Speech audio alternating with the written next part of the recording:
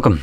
In front of me is a OPPO Reno15 FS, and I'll be going over unboxing of this phone along with a quick look at the phone, its build quality, specifications, and just give you my general opinions about how it feels, looks, and all that jazz. So let's get to it.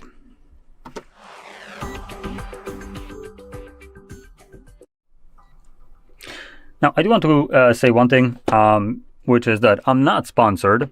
And because I'm not sponsored, I don't need to worry about, saying something that company might not like. And additionally, I am not planning to be, so I can always say whatever the hell I want, and I don't have to be, afraid that, oh no, companies won't send me their devices. What will I do? I will be out of job and all that crap. I don't care. So, because of that, I'm free to say whatever I want. Now, taking a look at inside of the box, we have some paperwork right here, and we got it, make your moment. Okay, I guess we'll make our moment by spending money. So, in here, we get the phone itself. This neat kind of blue color. Looks nice. You want to just neat that to the side. And then below that, we have our Type A to Type C charging cable. And well, that's it. Okay, so now let's move to the phone. Boot it up, and I do have to say I already unboxed the smaller version of this device, the non-FS. So this was the, was it Pro? Yeah, it was the Pro. So this is the Pro one. It's a little bit smaller than this one, as you can clearly see, and yeah, I've been utterly surprised by this device. It's actually a pretty nice one. But that being said, even though it's nice, it's the same thing that already I did unbox from OPPO, and I know that Vivo also offers something along the lines of this device, and OnePlus does as well. They're one big parent company, so it's to be expected. Now, also something that you probably won't really know unless you do this for a living, I guess, is that what you can see right here, apart from the display, I mean the setup and whatever, this is Android 16 running Color OS 16. But as an example, Vivo is not using supposedly the same kind of Color OS. It's using Origin OS 6. And these are supposedly two different skins for Android, right? Well, they're exactly the same. So they're different by name. By functionality and looks, they're about the freaking same. And again, that goes back to the thing that I mentioned, one big parent company. One thing that is annoying here is the fact that as a smart device, it's not freaking smart enough to allow me to set it up without network. I hate where device uses me instead of me using my device, but hey, I will own nothing and I will apparently like it. I'll like it so much that I'll flash my custom ROM. So once I'm forced into connecting to the dogshit network just because the phone has a sissy fit to not function without that, I can progress further. And by progressing further, the phone will do another thing that I never asked it to do, which is getting your phone ready. Well, shit, you didn't need to. You could have just gone forward without doing this stupid shit by contacting Google and all that crap. No one asked you to do that. But anyway, let's start off actually talking about the important things about the phone. Its specifications, which will be the display right here. So it's something that you can see right now, and this is a 6.57 inches display in size, and it boasts a resolution of 1080 by 2372 pixels. It's an AMOLED display, 1 billion colors, 120 Hz refresh rate, and a typical brightness of 1400 nits, with an 88.6% screen to body ratio and just shy of 400 pixels per inch in terms of density. It's also covered, well, coated, whatever you want to call it. The glass right here that you're going to be caressing for majority of the life cycle of this device is Corning Gorilla Glass Plus. So there we go. And that glass is also covered with a plastic screen protector out of the box, which I do want to give props for actually including.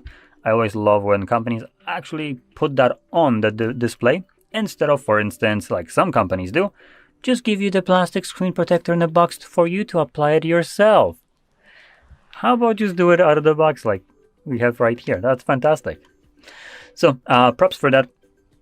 And I love how it's still doing something great. So while it's still doing whatever that I never asked it to do, we can flip it over to the back where we will see our triple camera setup. Now, the main sensor right here is going to be a 50 megapixel f1.8 aperture, 26mm wide lens, an 8 megapixel 2.2 aperture, 16mm ultra wide, and a sticker camera called 2 megapixel macro. Now, with those cameras, you can do 4K 60, 1080p up to 120 frames, and then as a selfie, And as a selfie right here in this hole punch, we have another 50 megapixels ultra wide that will do 4K 30 and 1080p 30. Now, this device is on a cheaper side compared to the Pro version of it that I have right here. But that being said, the price difference between these devices isn't big enough to actually be a viable solution, I would say. I personally believe it's going to be better to spend a little bit more and go for that Pro version over this one, just because this one has a little bit of a kind of cuts and costs. Though I do want to point out one defining factor for this device. It's the insane battery. That's a 7,000 milliamp battery here, something that the Pro doesn't have. It has 6.2K. So this device has 800 milliamp hour bigger battery compared to the Pro version of this device. As you can see, size-wise, it's also a little bit bigger. So anyway, that's what I would do, but obviously it's up to you. Then, like I said, you can also find other devices that are no, never mind, they're not going to be similar to this one. This one is more of a mid-range, so I take it back.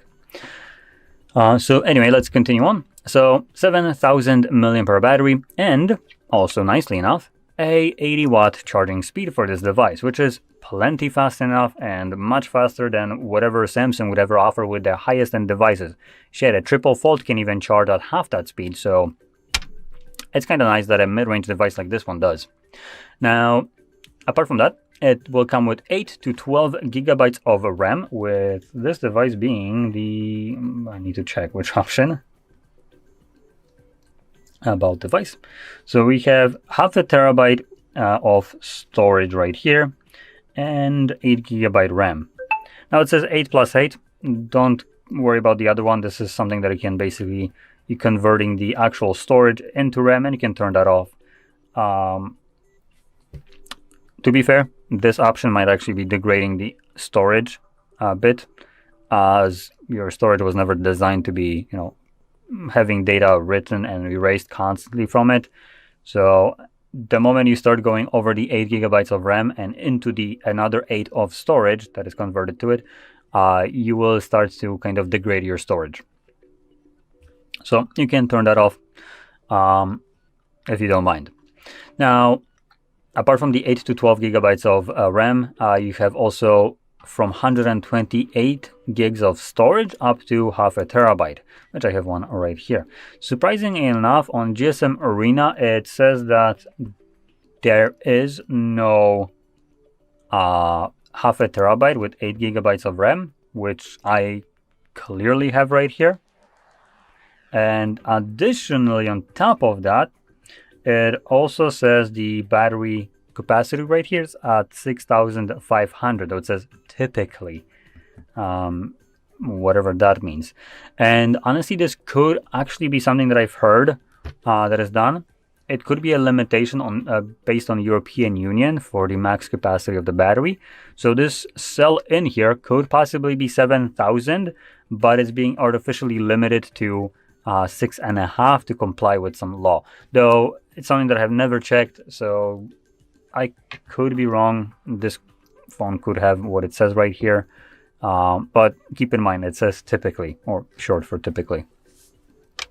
So anyway, continuing on, you can also see right here we have a Snapdragon 6 Gen 1 in here, which is a low to mid-range processor. Not the best one, and also the fact that this is a Gen 1, it's a little bit dated.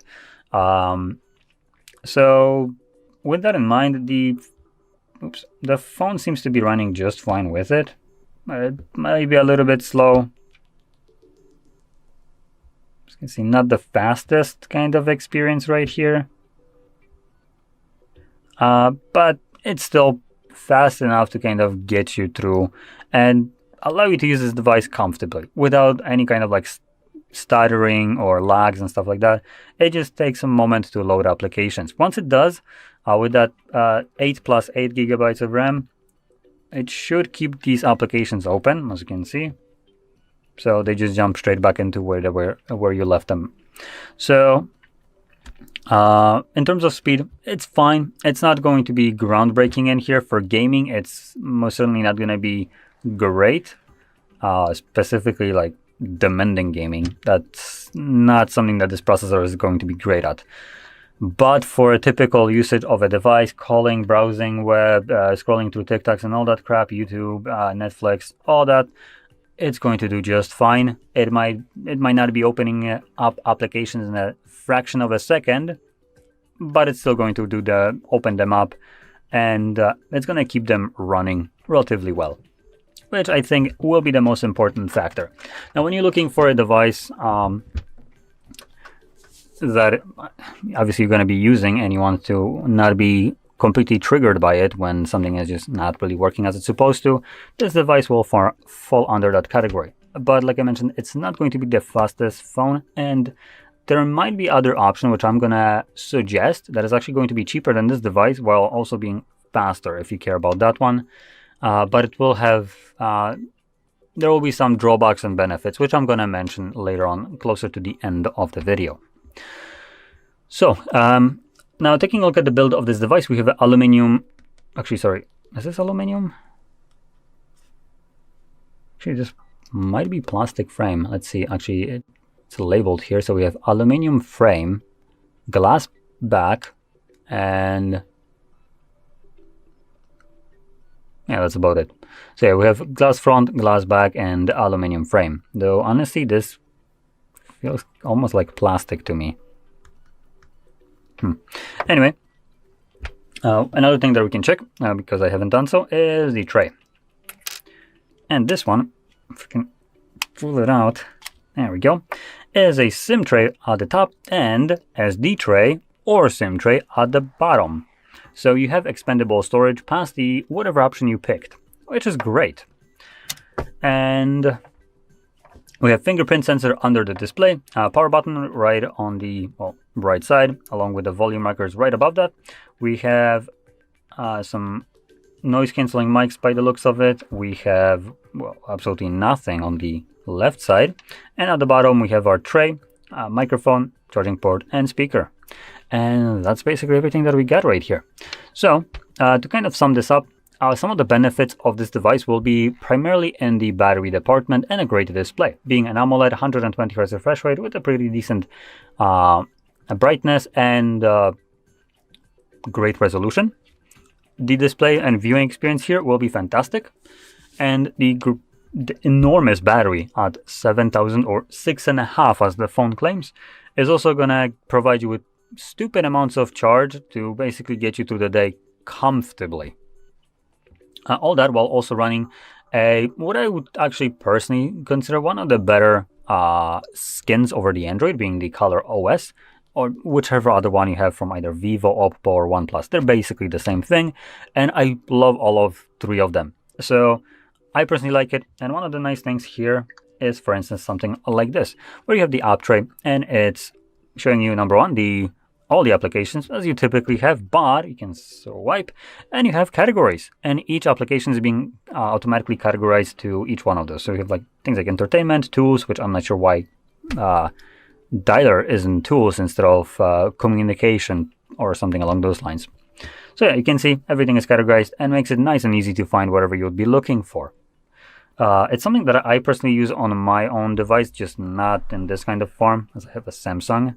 But I use a third-party launcher called Smart Launcher, and that also provides me with categories, just in a little bit of a different way. So just to kind of showcase this to you.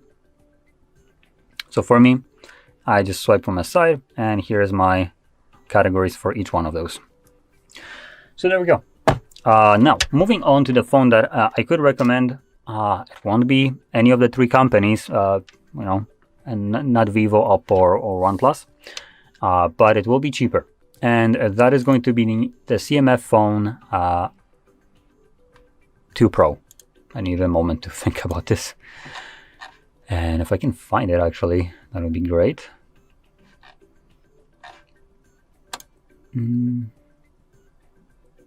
Oh, for God's sakes, where is it?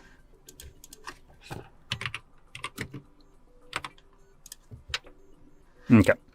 Now, I do also want to give shout-outs to one more device that would be kind of alongside of this one, I believe, in terms of price, right? I will need to quickly check it. So this is coming at, well, if I actually had the correct one, 2,100. Yeah, it would be relatively close to that price, to be honest. So I have 2 options that you can go. You can go for the cheaper one, or you can go for the more expensive one, both being absolutely fantastic devices. So starting off with the cheaper one, as probably many people will be eager to find out what would be a better value for their money, and that would be the CMF Phone 2 Pro. The drawbacks is charging speed is going to be slower at 33 watts with a smaller battery at 5,000 milliamps. RAM 8 gigabytes, a processor Dimensity 7300 Pro, which is going to be faster than what we have right here. So that's going to allow you to, have a nicer, smoother experience in terms of opening up applications and how the device feels like. And it also comes with a great display, actually better than what we have right here, considering it also has a over 2000 hertz pull rate for the responsiveness of your swipes. So that's how often the display looks for touch inputs. Opposed to like how often it refreshes what's visible on the screen, which is 120. The over 2000 hertz is for how often it checks for your finger, which makes it feel super snappy to your touch inputs. Additionally, it also has expandable storage, up to 256 gigs of storage built in, and camera, dual 50 megapixels wide and telephoto, and 8 megapixel ultra wide that allow you to do 4K 30 and 1080p up to 120 frames. Which, comparing it to this one, if I can again find it, there we go. This one has only single 50 megapixel, 8 megapixel, and 2. This 2 doesn't even count. And you can do 4K 60, surprisingly enough, here. So I think one of the things will be how well it does 60 and how well these videos actually look like. So something that I would recommend checking out before you pull the plug if you rely on video quality specifically. But that being said, considering this device comes at about, I presume, about $500, that's kind of, actually no, sorry, this one costs $460 where I'm from right now. So about $460 for this device, while the CMF phone will cost about $260 at current exchange rate. So you have a device that is significantly cheaper, that is faster in terms of processing power, and has a sacrifice in battery and presumably maybe camera, though that phone was kind of made to have good camera, so I'm not necessarily sure how it stacks up to this one. On paper, faster refresh rate for videos, but how it actually looks like that faster refresh rate, that's something that I recommend checking. That's the first phone that I recommend, which is cheaper. Now the one that is a little bit more expensive, coming closer to like 500 dollars, is the POCO F8 Pro. And in terms of size, I believe it's closer to this, about the same size, but it has a 6,200 mAh battery that can be charged at 100 watts, a much faster processor being the Snapdragon 8 Elite, 12 gigabytes of RAM as the only option, and up to half a terabyte of storage. And camera-wise, dual 50 megapixels wide telephoto, 8 megapixel ultra wide, and can do 8K up to 30 frames, 4K up to 60, and 1080p up to 960 frames per second, though that is going to be slow motion. And display, again, same thing, but it has additional caveat for the display. It has Dolby Vision support. If you're into that, the phone supports it. And like I said, that is going to be more of a flagship phone for nearly the same price. While this comes with a mid-range processor and not like a great mid-range, the POCO F8 Pro basically comes with what could be considered as a flagship, and till 2025 it really was a flagship, as the S25 lineup of Samsungs all have this processor in there. And it's a fantastic processor. It just smashes through everything. It runs fantastically. So in terms of performance, it is great. It's more than I would ever actually need in my phone, to be completely honest. So that would be a great alternative if you're looking for a very cheap phone. And keep in mind, this is the retail price straight from the Xiaomi website that I'm giving you. So if you have some kind of like sales, maybe some holiday sales or Black Friday or whatever, whenever you're watching this, you might be looking for, you could possibly get even much better price tag than what I'm telling you right now. And in this case, like it's a no-brainer. It's a great phone. While this one, like I said, it's a little bit expensive for what OPPO wants for it, and considering only like $50 more, $60 more gets you this, I feel like there's too big of a difference between these devices in terms of what they offer for this price to be justified of the FS or whatever they're using, FS. So that's why I probably wouldn't necessarily recommend this phone. It's great, just not at the price that they're wanting, considering even OPPO's own phones nearly compete with this, especially if they also would be on sale. It would probably put them at nearly the same price, which just kind of becomes stupid. So anyway, I hope you found this video helpful, and if you did, don't forget to hit like, subscribe, and thanks for watching. Welcome. In front of me I have the OPPO Reno15 FS, and today I'll show you how you can go through the setup process, along with give you just some maybe tips to hopefully circumvent some things.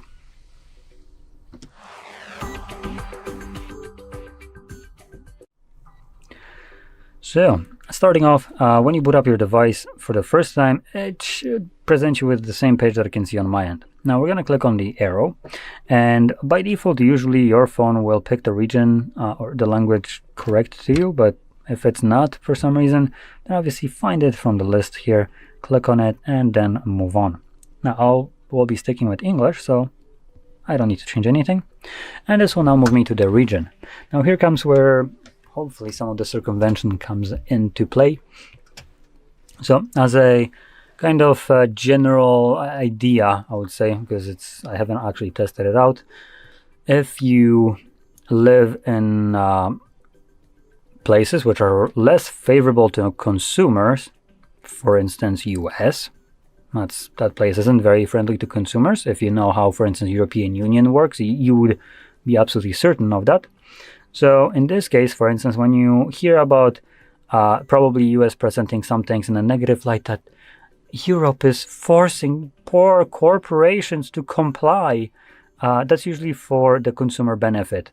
And usually US, I would presume, would be excluded from that. It's not like I can test it out. And one of those was probably present most recently with the Apple lawsuit, Apple versus Epic, which forced Apple to open up the Play Store. Now, I don't recall how that actually ended, if it even did.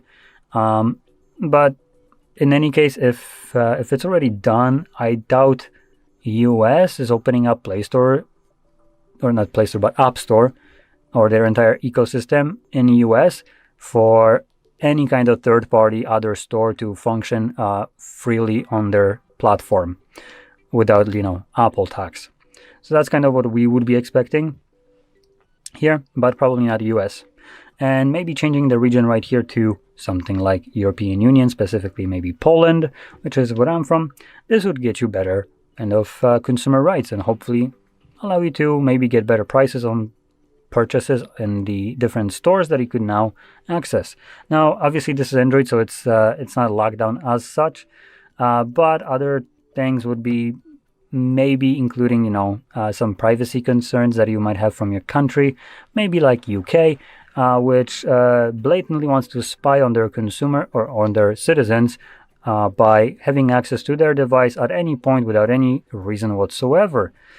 And we know about this because they try to force Apple to give them back access to their iOS. Again, it's Apple, which probably means that Android is already doing it. Now, typically, you would expect that there's probably a non-disclosure behind this when they agree to it, so it's not like Apple or Google could come out and be like, yeah, you know what, the government has back access to your device, and too bad. So I don't think they can say about it, but we know about this from Apple because they rejected it.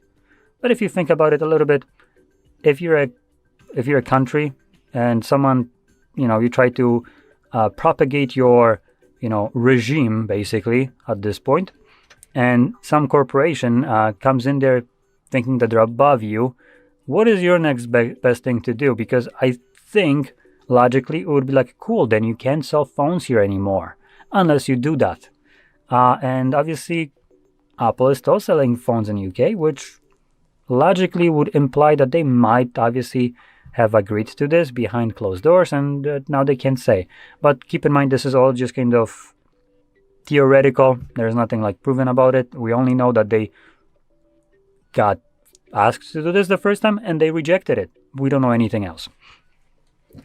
But in any case, maybe selecting some other region outside of UK would prevent you from having the government access to your device for no reason whatsoever. And I also want to point out that it's kind of creepy how government can look into your device for no reason, treat you like a criminal, but the faggot-ass politicians that come up with this bullshit, they're completely immune to this. Their device is protected, and it's kind of hilarious how the logic is, if you're not breaking the law, you have nothing to hide. Does that mean that the faggot-ass politicians are breaking the law because they're excluded from this? Just food for thought, by the way. Anyway, I'm going to be selecting Poland, obviously, from what I was saying. So, there we go, Poland. Let's move on. Here we have some legal information like user agreement, privacy policy, and data security. It's kind of comical that data security has literally just a single sentence about data security and nothing else. Now, if it comes down to my privacy right here, it's a very lousy way to explain how I'm being protected. With that single freaking sentence. Data encryption is enabled by default on this device. Cool. Who has the keys? Who can decrypt it? Who has access to my personal data? How about that? Maybe give me a, like here, view details option so I can learn more. Or is it just a bullshit fluff that I'm supposed to take and accept that, cool, my device is encrypted, which means absolutely F all. It's like, my house is locked, but every neighbor has a key to it. Now what the hell does it matter that it's locked? So anyway, other ones here, you can read them if you want to. If you don't, like, I wouldn't bother going through this. You can just select next. I also want to point that out. We're pressing next. We're not actually pressing agree at any point, I think. So therefore, we haven't actually agreed to any kind of legal information, I would say, logically speaking. Which means that privacy policy and whatever, you don't give two shits because you never agreed to them. So if they try to force arbitration on you, it shouldn't really matter because you never agreed to it. But anyway, I'm moving on to this one. Here we have a Google way of moving over your data. Now this is one of two different ways Google wants to yoink your data from a different device so you can upload it here. And both of them you should skip. Reason for that is OPPO comes with their own built-in application, which is vastly superior to what Google offers. And Google is a cunt little shit that basically tries to yoink your data for free so they can monetize it. And if they can't monetize it somehow, or if it doesn't benefit them in a monetary way, they won't give two shits about importing this data. So as an example, if your Google Cloud of photos exceeds 2 gigabytes and you don't pay more, well, too bad. Those other photos are staying on your old device. If it exceeds the Google's capacity of your free service, too bad. You're gonna be importing them yourself. Applications, if they're downloaded from third-party sources like GitHub, if it ain't from Play Store, it ain't moving to the new device through us. Because obviously, that's more data from Google, and third-party applications are a little bit harder to track what they are, as anyone can technically create one. And on top of that, if an application is paid and you just downloaded a cracked one, well, that's less money for Google again. So they wouldn't bother moving that for you because you're supposed to buy it. Screw the fact that we're stealing your data and selling it, but you're supposed to be buying our shit. So you will own nothing and you will love it. Because, by the way, buying doesn't mean owning. Just keep that in mind. So, you know, like the new stating goes, if buying isn't owning, then piracy isn't stealing. So we can pirate the shit out of everything. Anyway, so we're going to be skipping this abhorrent garbage, as it is absolutely awful when it comes down to importing data, as it doesn't actually move data from old phone to a new one. It creates a cloud backup of data that it wants to, and then re-downloads this cloud data back onto the new device. Anyway, now moving on, we have connection to Wi-Fi. Moronically enough, we have a skip button, which is unusable because this abhorrent heap of garbage will force you to connect to network for no reason. I mean, there might be a reason, which I'm gonna explain, but you can see you have to connect. You need to connect to the internet for the next operation. Please connect to Wi-Fi or use mobile data. Now, it's kind of comical because it's forcing you to connect to Wi-Fi so you can add eSIM, presumably. There's no other reason for you to do this. eSIM needs to have internet connection. Don't know why, but it does. But if I can insert a SIM card to have mobile data, then clearly I don't need to add eSIM. Now, do I? And also, I shouldn't need to. I should have the option to let me know, well, by skipping Wi-Fi connection or not inserting a SIM card, you won't be able to add eSIM.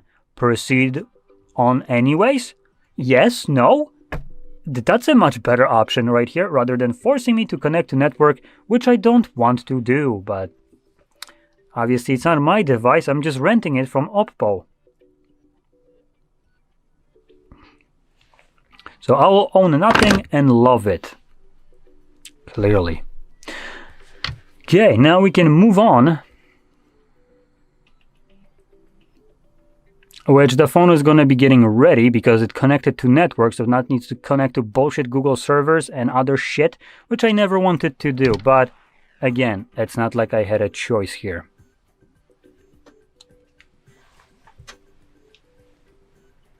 And by the way, I'm being kind of negative about this because most devices don't actually force you to connect to network for no reason.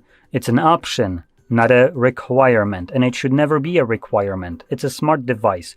If it can't set up without an internet, how the hell can you even call a device smart?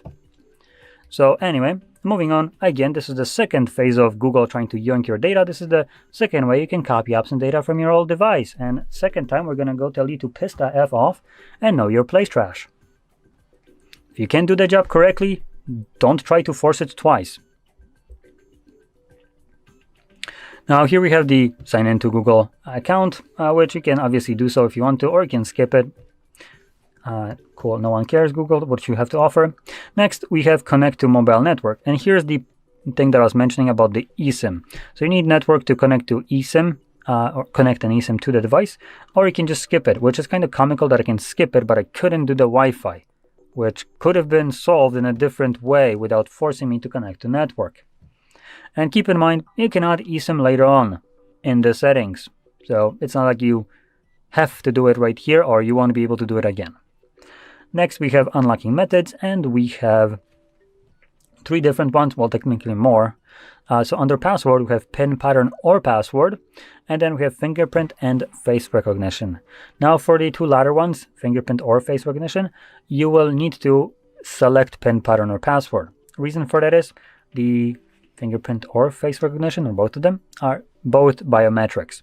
And biometrics aren't 100% reliable. And the times where they have a sissy fit and recognizing you for some unknown reason, because maybe you got a tiny little blemish, you would be left with the other way of unlocking your device, that'd be through PIN, pattern, or password, which doesn't care about your tiny little blemishes.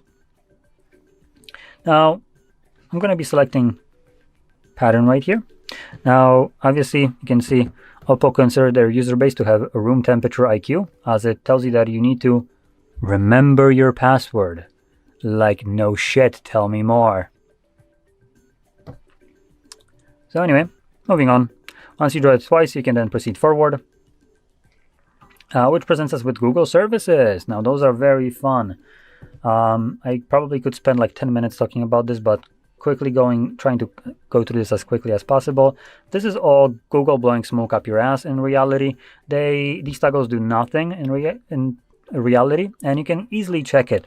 If you turn off basically use location, which uses locates your device through either Wi-Fi or GPS, then your device is still being found through things that isn't labeled right here, which is cellular connection. Even though you don't have a SIM card, your device is connected to cellular tower.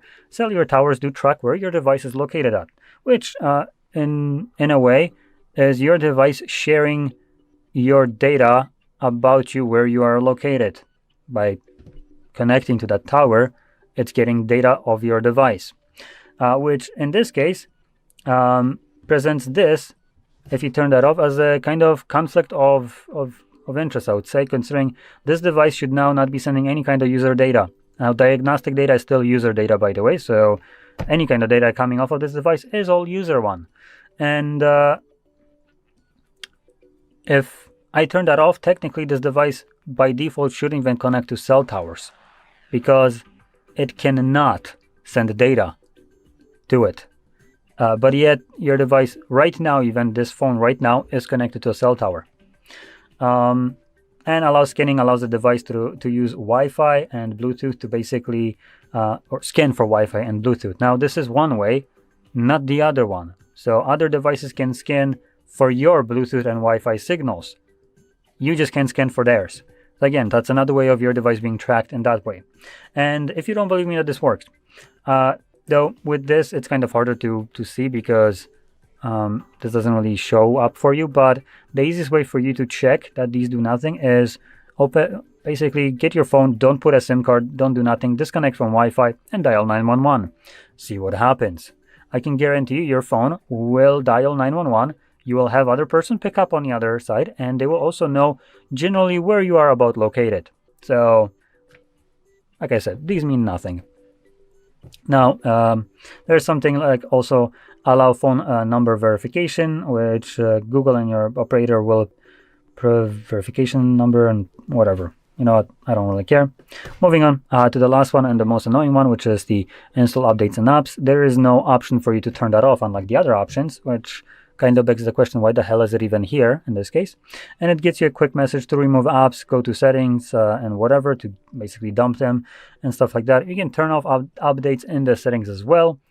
And what it doesn't mention right here, which all of these are kind of lying by omission, all these toggles, is that, for instance, when it comes down to updates right here, it's going to update your device regardless if you want it or not. It's just going to do it through OTA updates and not ones that you can kind of observe normally.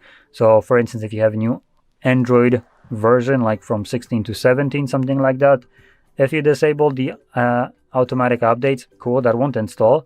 But whatever security measures, whatever clusterfucky thing that Google wants to add to your device without your permission, that's going to go through OTA updates.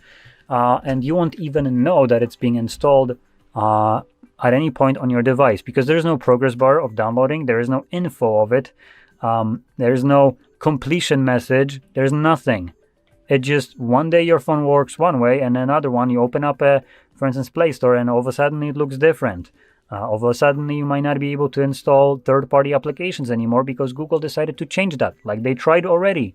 And by the way, this update is still coming, though changed, so installing third-party applications will be a little bit more annoying. But it is still coming, so, you know, that's something to look forward to. And that will be done through OTA updates, which is a background process running on your device that you don't see in applications if you go there to even try to remove it. It's something that you need to download a third-party app that basically allows you to view background processes running on your device. And you can find it there. I think it's called exactly something like OTA update services. And you could technically delete it. But by doing so, your device loses things like security patches. So any kind of vulnerability to Android, your device is now exposed to it. Now, if this device is like, 3 years old or so, I think that's when the company stops updating it through security patches. Then you lose the benefit of OTA updates, but you still have the downside of it, which is Google basically forcing whatever update they want on you without your permission knowledge. So at that point, you can get rid of it and not care too much. But like I said, that's probably after the device's end of life. Now moving on, we have choose your browser and search engine. So first we will have our browser, and we have a decent amount right here. Keep in mind, most of them are Chromium based. So Google, and if you're into not being basically tracked through everything by Google, then you don't have very many options. I think the definitely one that is here will be Firefox that you can use that isn't based on Chromium. And there might be another one. I don't know if Brave isn't also based on Firefox in this case. Additionally, you can choose something like Brave or DuckDuckGo, which basically prevents ads from being displayed, which is very nice. You like browsing without interference of ads constantly blocking your screen everywhere. So you can select that, which is what I will be using. And for search engines here, we don't have very many to choose from. This is basically everything that we have. And these aren't the greatest search engines at this point. Google, honestly, is one of the shittier ones that you can pick from. Bing used to be okay. It's back to being at the same level as Google now. And I can't really vouch for all of them. I used some of them. DuckDuckGo wasn't too great for me. Brave also not so much. Yahoo I never used, along with the two other ones here as well. Now, one that I've been using recently, which isn't listed right here, is Yandex. And that has been working fantastically for me. It allows me to find whatever I'm looking for much easier, without basically the garbage like sponsored, literally a single page from Google. So that's great. And you can actually use this search engine yourself, but you have to edit that later on in the settings after the setup is completed. So you can physically add the domain, like for instance yandex.com. So for now, I'm just going to select whatever and move on.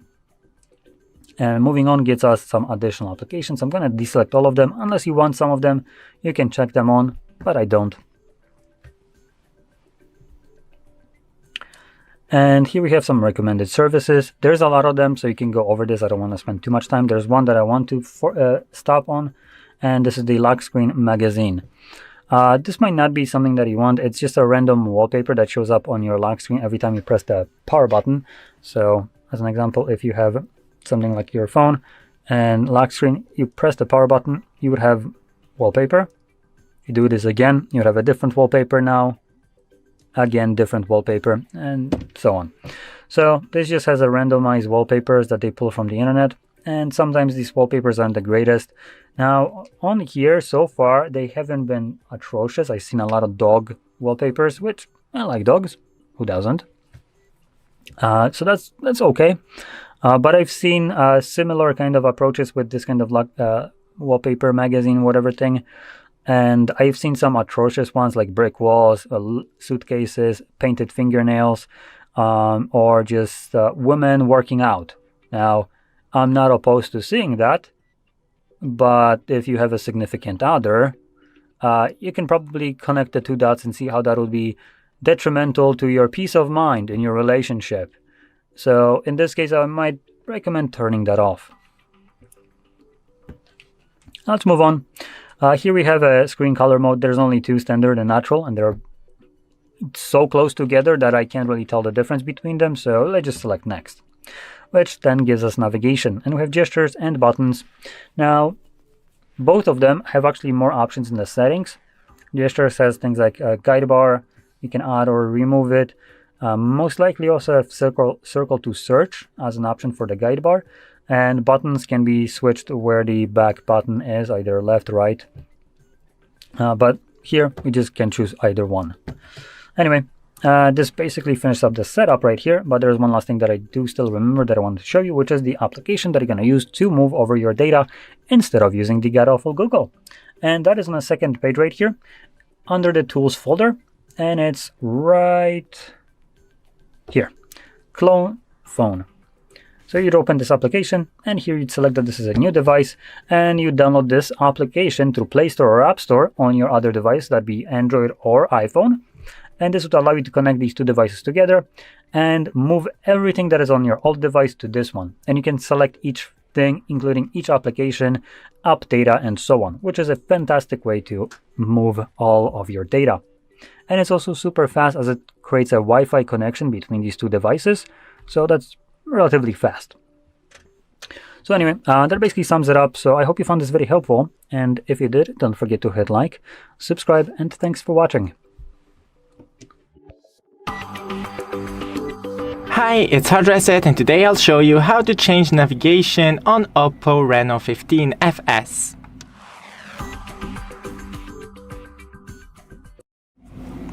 So first, open Settings, scroll down to System and Update, then System Navigation, and here we have buttons or gestures. That's it, thanks for watching, don't forget to leave a like and see you in the next one. Hi, it's HardReset and today I'll show you how to use floating window on OPPO Reno15 FS.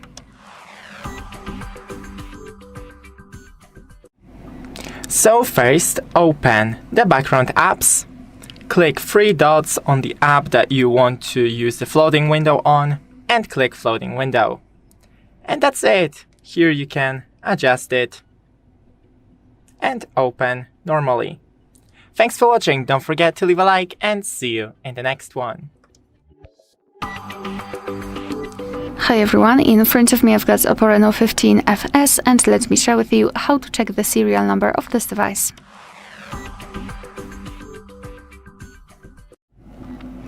So let's start with opening the settings, and here we have to scroll all the way down to find About Device. Then let's scroll down again and go to Status, and as you can see the serial number is right here. Alright, so that will be all. Thank you so much for watching. Please hit the subscribe button and leave the thumbs up. Hi everyone, in front of me I've got OPPO Reno15 FS and let me share with you how to check the email number of this device.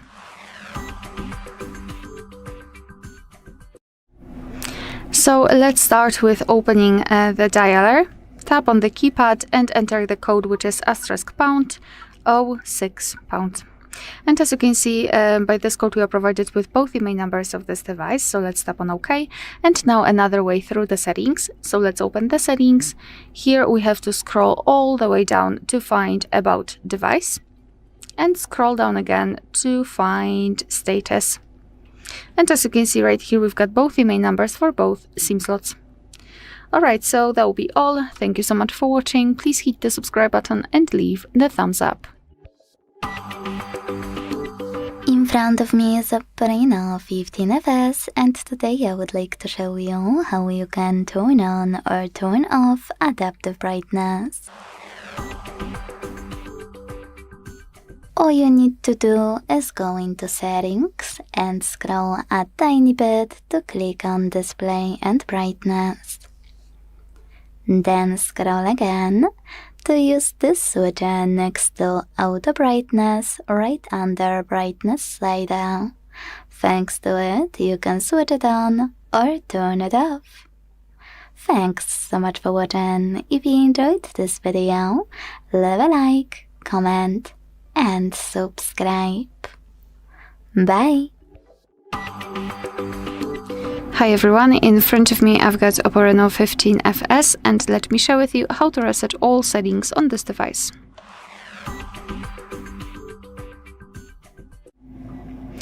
So let's start with opening the settings, and here we have to scroll all the way down to find System and Update. Then let's tap on Backup and Reset, and here tap on Reset Phone. Tap on Reset All Settings, enter your screen lock to confirm, and tap on Reset. Here be aware because this operation cannot be undone, so be aware about that and tap on Reset. And basically this is it. Now we have to wait until this process will be finished. Alright, so that will be all. Thank you so much for watching. Please hit the subscribe button and leave the thumbs up. Hi everyone, in front of me I've got OPPO Reno15 FS and let me share with you how to change the screen timeout on this device. So let's start with opening the settings, and here in this general list we have to scroll and find Display and Brightness. Then let's scroll down and go to Auto Screen Off, which is right here. And now we can choose from available options. So at the top we've got relatively short ones, and at the bottom the longest, which is 30 minutes. So all you have to do is to tap on the option Lock to Use. I'll pick 5 minutes, and as you can see it is notified right here, which means that from now on, after 5 minutes of an activity, this device will black out. Alright, so that will be all. Thank you so much for watching. Please hit the subscribe button and leave the thumbs up. In front of me is OPPO Reno 15 and today I would like to show you how you can rename it. Start by opening Settings and scrolling all the way down to hit About device available here. Now select the device name on the left and type in whatever you want to, like Sunny. When you finished, hit save. And as you can see, after a few seconds, name of my OPPO has changed. Thanks so much for watching. If you enjoyed this video, leave a like, comment and subscribe. Bye! Hi everyone, in front of me I've got OPPO Reno 15 and let me share with you how to reset network preferences on this device.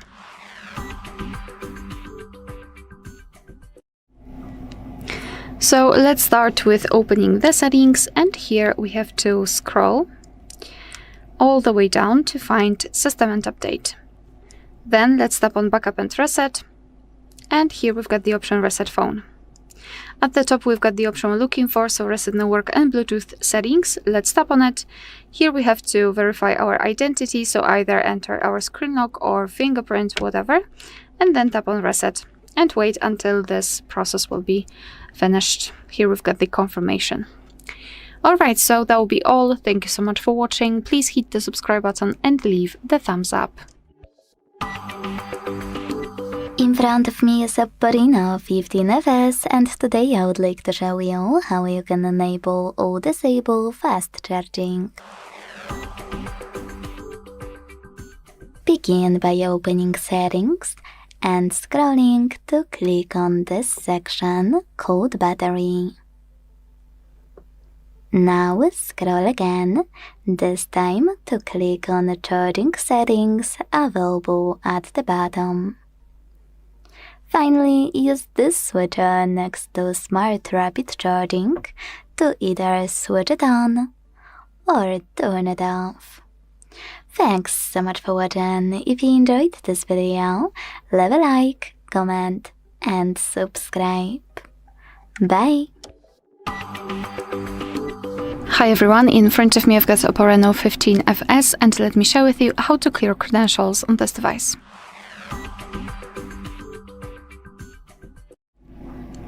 So let's start with opening the settings, and here we have to scroll and find Security and Privacy. Then let's scroll down and go to More Security and Privacy, and here scroll down again to localize a credential storage. So here we've got the option we're looking for, remove all user certificates, so let's tap on it and confirm it by tapping on OK. Now let's enter the screen lock to confirm, and as you can see, not only we've got this information, but also this option is inactive, which means that we just successfully removed all saved certificates. Alright, so that will be all. Thank you so much for watching. Please hit the subscribe button and leave the thumbs up. In front of me is OPPO Reno 15 and today I would like to show you how you can delete the password from Passwords Manager. Start by opening Settings and scrolling all the way down to hit System and Update. Then select Input Method and finally Autofill for Google. Now it's time to click on Google Password Manager and tap on any password you wanna get rid of. Enter your screen lock, hit the delete button and confirm your choice in the pop-up. Thanks so much for watching. If you enjoyed this video, leave a like, comment and subscribe. Bye! In front of me is OPPO Reno 15 and today I would like to show you where you can locate all text correction options. Start by opening Settings and scrolling all the way down to hit System and Update. Now tap on Input Method, Manage Keyboards, and Gboard. Following that, click on Corrections and Suggestions to manage all of those options however you want to, thanks to all of those switches. Thanks so much for watching. If you enjoyed this video, leave a like, comment, and subscribe. Bye! Hi everyone, in front of me I've got OPPO Reno15 FS, and let me share with you how to reset camera preferences on this device.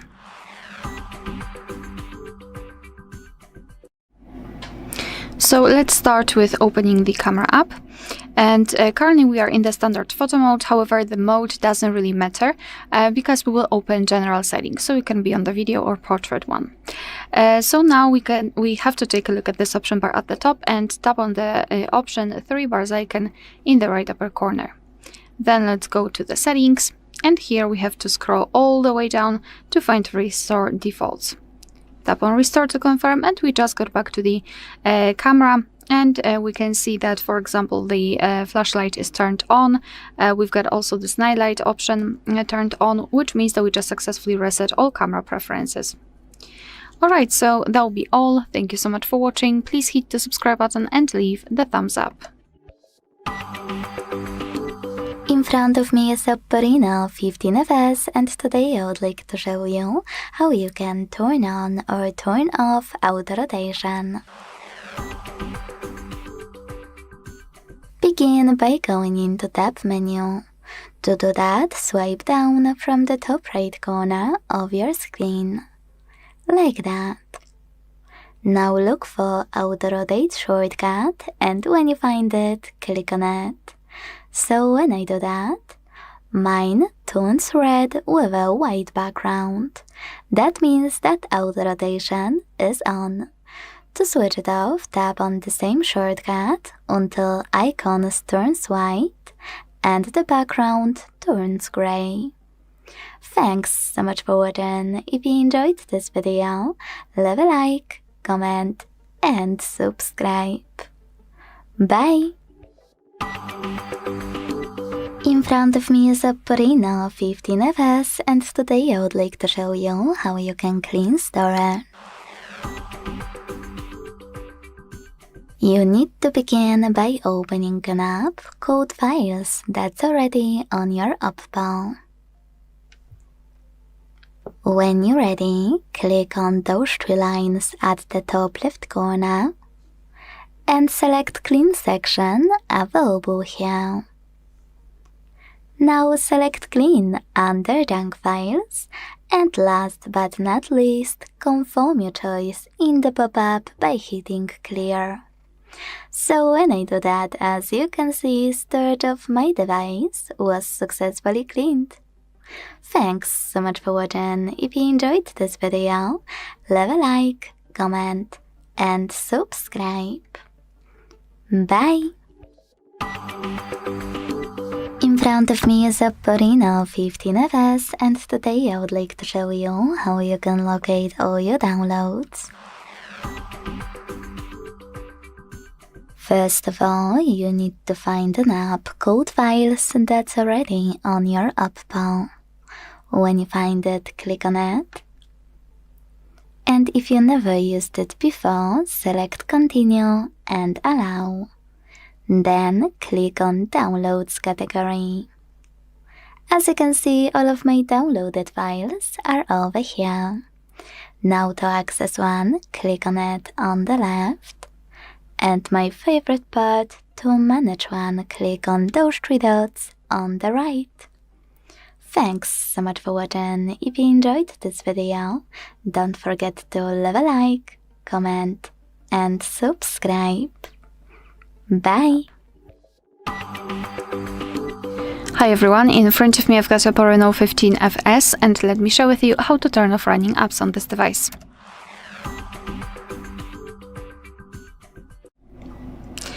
So let's start with opening the recents, and depending on what kind of navigation type you've got set, you can do it differently. If you've got the 3-button navigation, simply tap on the button with a 3 bars icon or a square icon. And if you've got the recents, swipe your finger from the bottom to the center of your device and hold it somewhere here, something like that. And here we've got the recents. And now all you have to do is to simply tap on close. Now we can open the recents to check, and here we've got no recent items, which means that we just successfully closed all background apps. Sometimes your device will leave one of the apps opened for some reason. I have no idea why, but sometimes it will happen. Then all you have to do is to swipe it up like that to manually turn it off. Alright, so that will be all. Thank you so much for watching. Please hit the subscribe button and leave the thumbs up. Hi everyone, in front of me I've got OPPO Reno15 FS, and let me share with you how to check for the software updates on this device.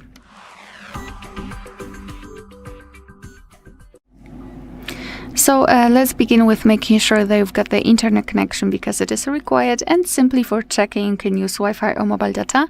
However, if you will decide to download the updates, I highly recommend switching to the Wi-Fi. So let's begin with opening the settings. Here we have to scroll all the way down to find System and Update, and then tap on Software Update. Your device will immediately start checking for the updates, and you can meet 2 different scenarios. So this is the first one where your software is up to date and there's nothing to download. You can see this information. And the second one is where your device will actually find the update. It will show you the information about it, what has been fixed, what has been added, and then you will be able to tap on download or install and apply the update. Alright, so that will be all. Thank you so much for watching. Please hit the subscribe button and leave the thumbs up.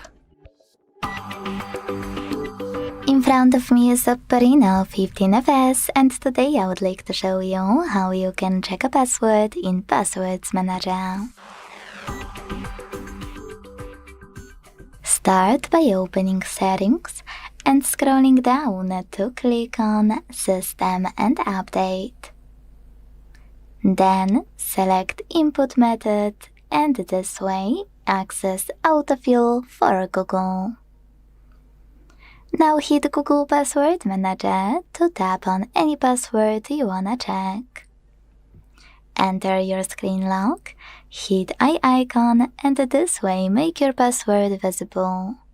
If it's too long, you can either copy it to see it, or tap on Edit and check it out here. Thanks so much for watching. If you enjoyed this video, leave a like, comment, and subscribe. Bye! Hi everyone, in front of me I've got OPPO Reno15 FS, and let me share with you how to change video resolution on this device.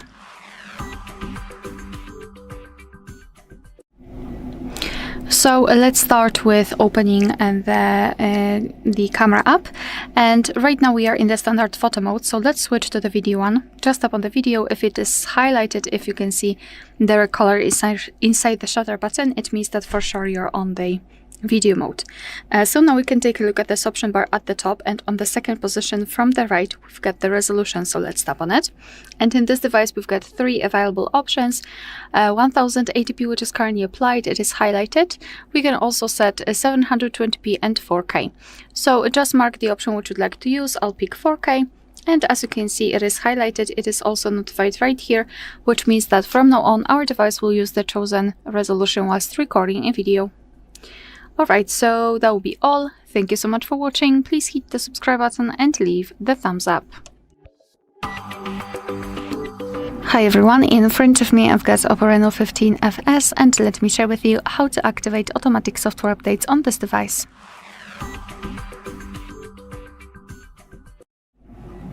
So let's start with opening the settings, and here we have to scroll all the way down to find System and Update. Then let's tap on Software Update here, and tap on the 3 dots icon in the right upper corner. Then tap on Auto Update, And here we've got the options. So first of all, auto download.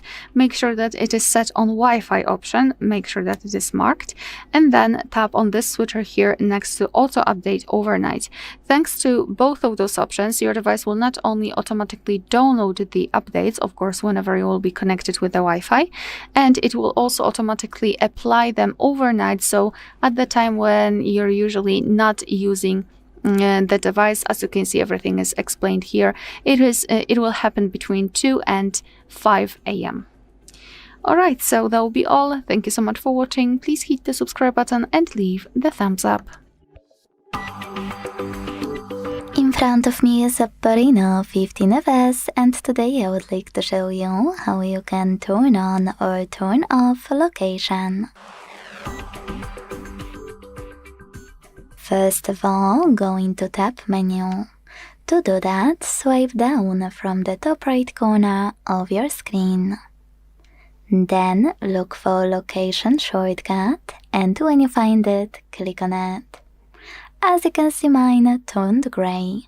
That means that location is disabled, but you can always enable it by clicking on the same shortcut again. If you wish, you can also go into Settings, scroll to tap on Location section available here, and manage it thanks to this switcher next to Use Location. Thanks so much for watching. If you enjoyed this video, leave a like, comment, and subscribe. Bye! In front of me is OPPO Reno 15 FS, and today I would like to show you how you can edit password in Passwords Manager. Start by opening Settings and scrolling all the way down to hit System and Update. Now tap on Input Method and then Autofill for Google. Now just click on Google Password Manager and tap on any password you wanna edit.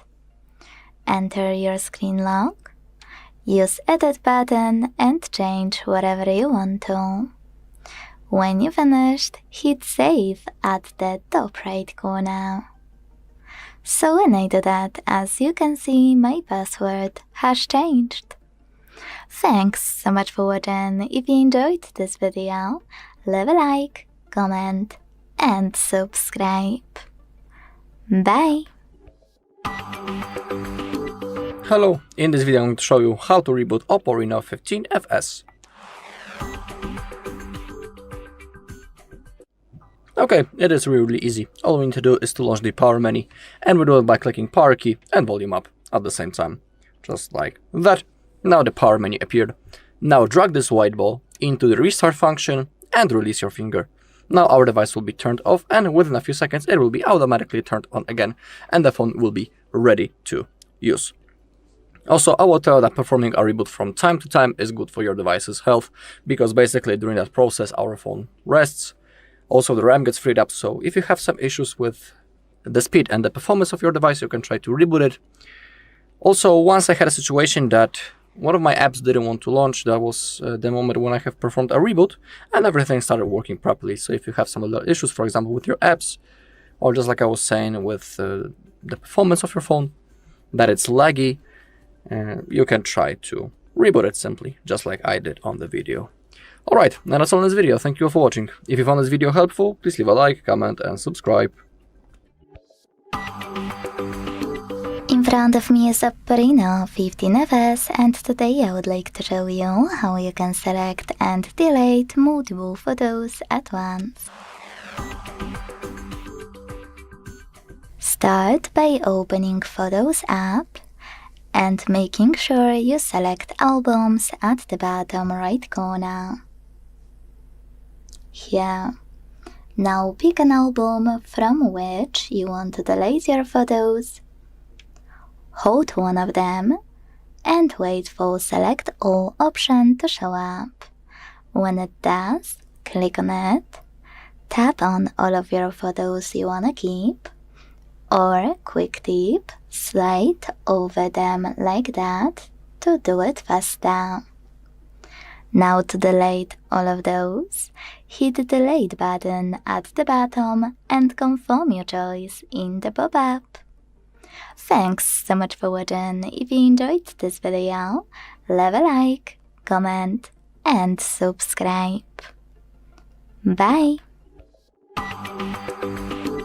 In front of me is OPPO Reno 15 and today I would like to show you how you can add photos to text message.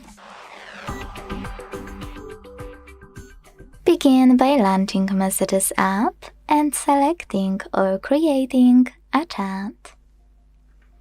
Now to add a photo within Messages app, use this icon of a camera and the photo at the bottom right corner.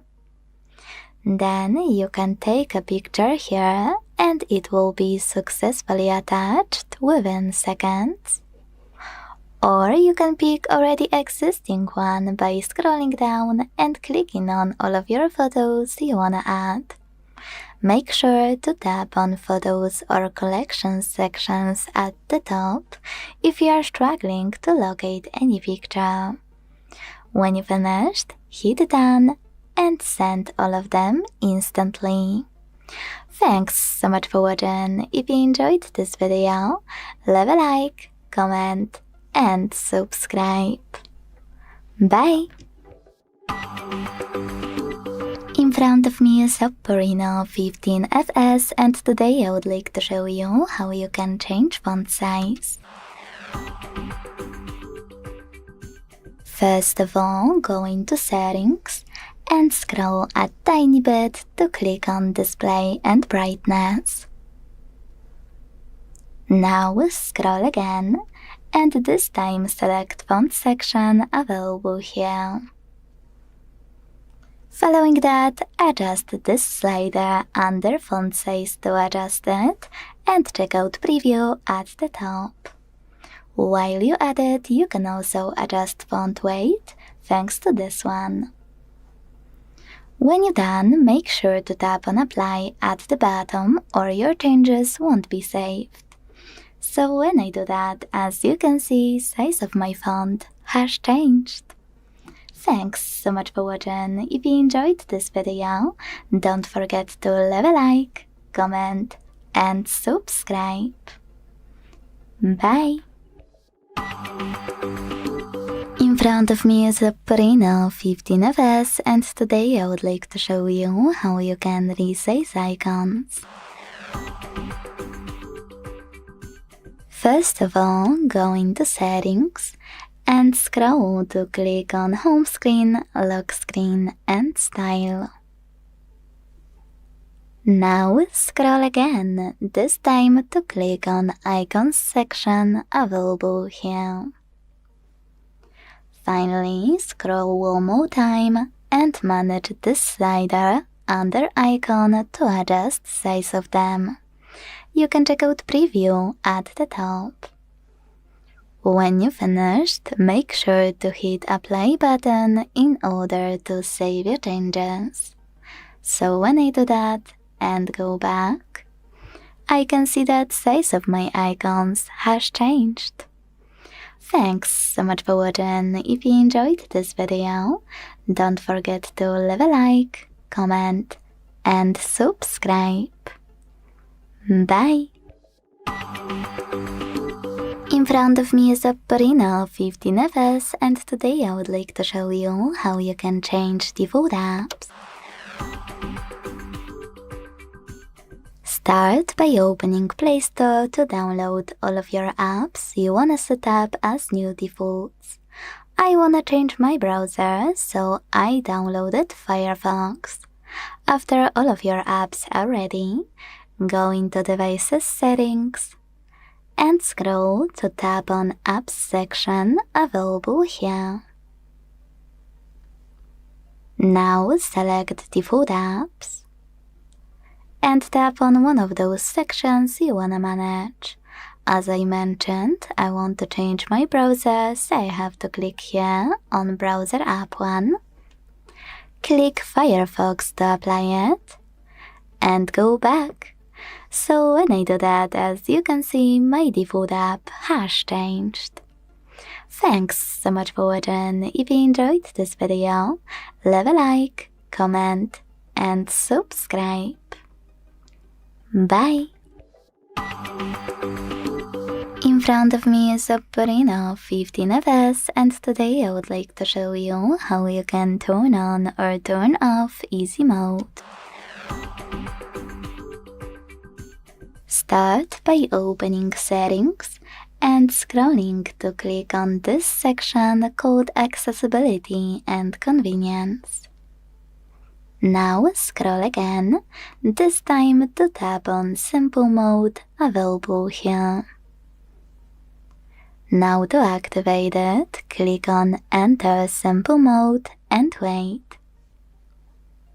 As you can see, after a few seconds, Easy Mode was successfully enabled.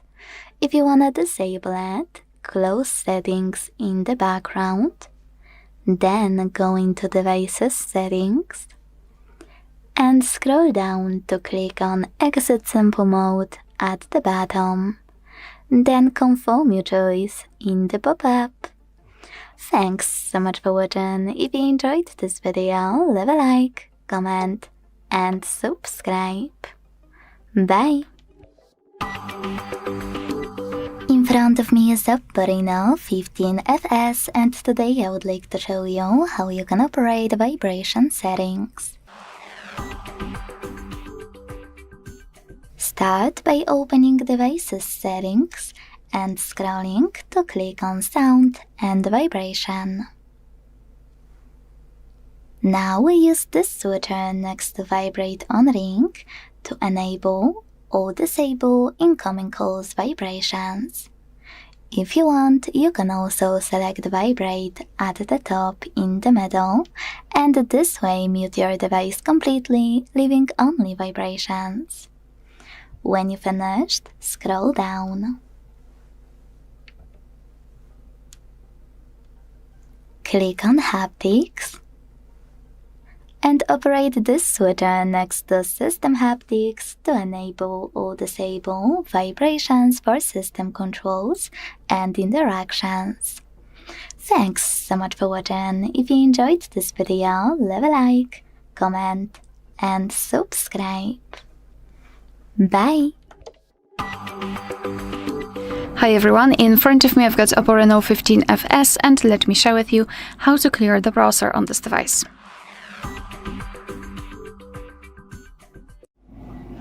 So let's start with opening the browser. In my case it will be Google Chrome, but no worries, this operation is pretty similar in all of the browsers which are commonly used, so I'm pretty sure that you will be able to figure out how to do it on your own browser. Then let's tap on the three dots icon in the right upper corner and tap on Delete Browsing Data.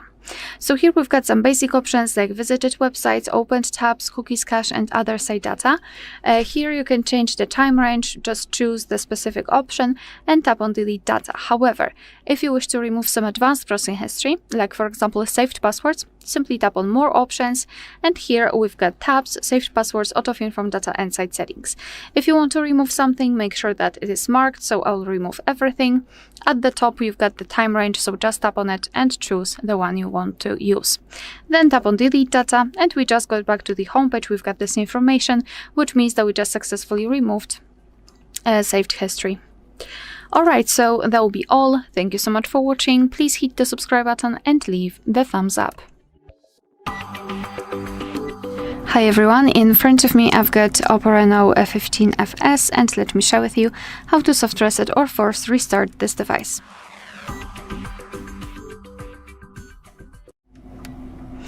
So this operation will be useful if for some reason your device stopped working properly and, for example, it does not respond to your touches, etc.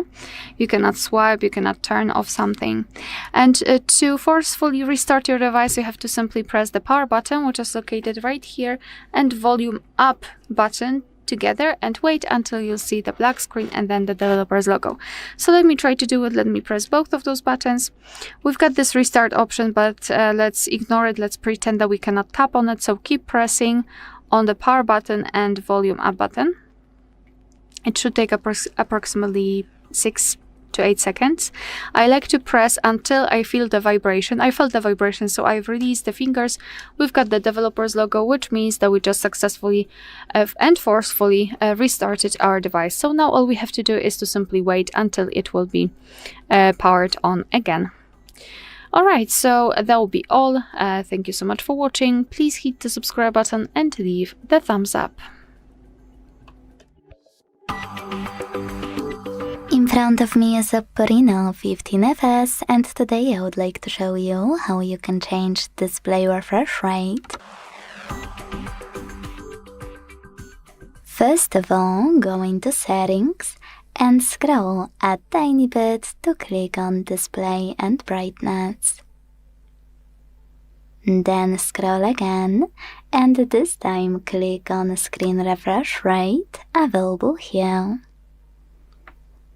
Now just click on one of those in order to apply it. Auto select, Standard or High, and when you finished, go back.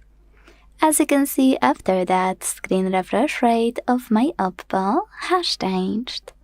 Quick tip, if you decided to select High, you can also tap on App-specific refresh rate. Tap on one of your apps you are interested in and pick refresh rate for it by clicking on one of those options. Thanks so much for watching. If you enjoyed this video, don't forget to leave a like, comment, and subscribe. Bye! Hi everyone, in front of me I've got OPPO Reno15 FS, and let me share with you how to allow unknown sources on this device.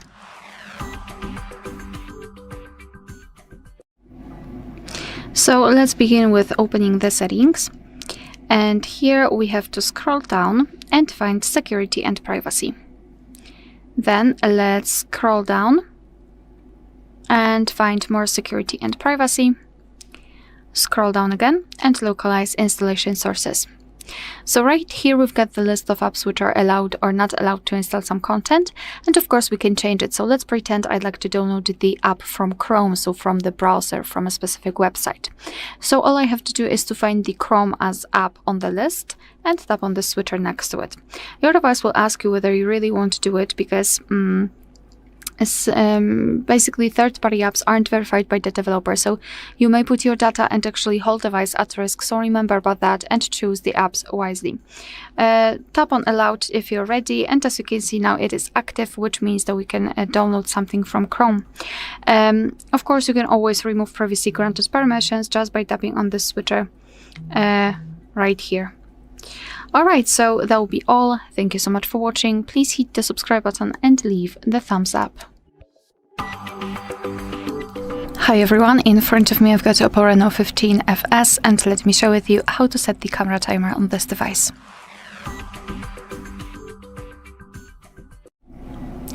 So let's start with opening the camera app.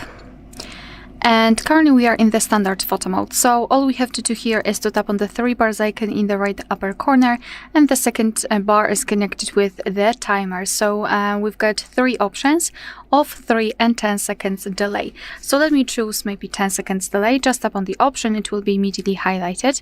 Moreover, it is shown in the shutter button that we've got the timer set, so we can always check it without the need to enter the settings. Moreover, here we've got, let's say, an additional timer. It is associated with the night mode, so let's turn it off just by tapping on it, and now we can solidly 10 seconds. So simply tap on this shutter button, and from now on our device will count down from 10 or 3 depending on which option you've chosen, and after that time it will simply take a photo.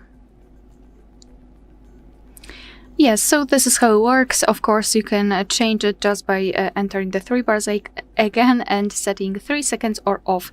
To turn it off, just tap on this option, and from now on your device will take photos right after touching the shutter button. Alright, so that will be all. Thank you so much for watching. Please hit the subscribe button and leave the thumbs up. In front of me is OPPO Reno15 FS, and today I would like to show you how you can enable suggestion strip at the top of your keyboard. First of all, go into Settings and scroll all the way down right away. When you're ready, click on System and Update. Now we need to access keyboard settings. To do that, tap on Input Method, Manage Keyboards, and Gboard.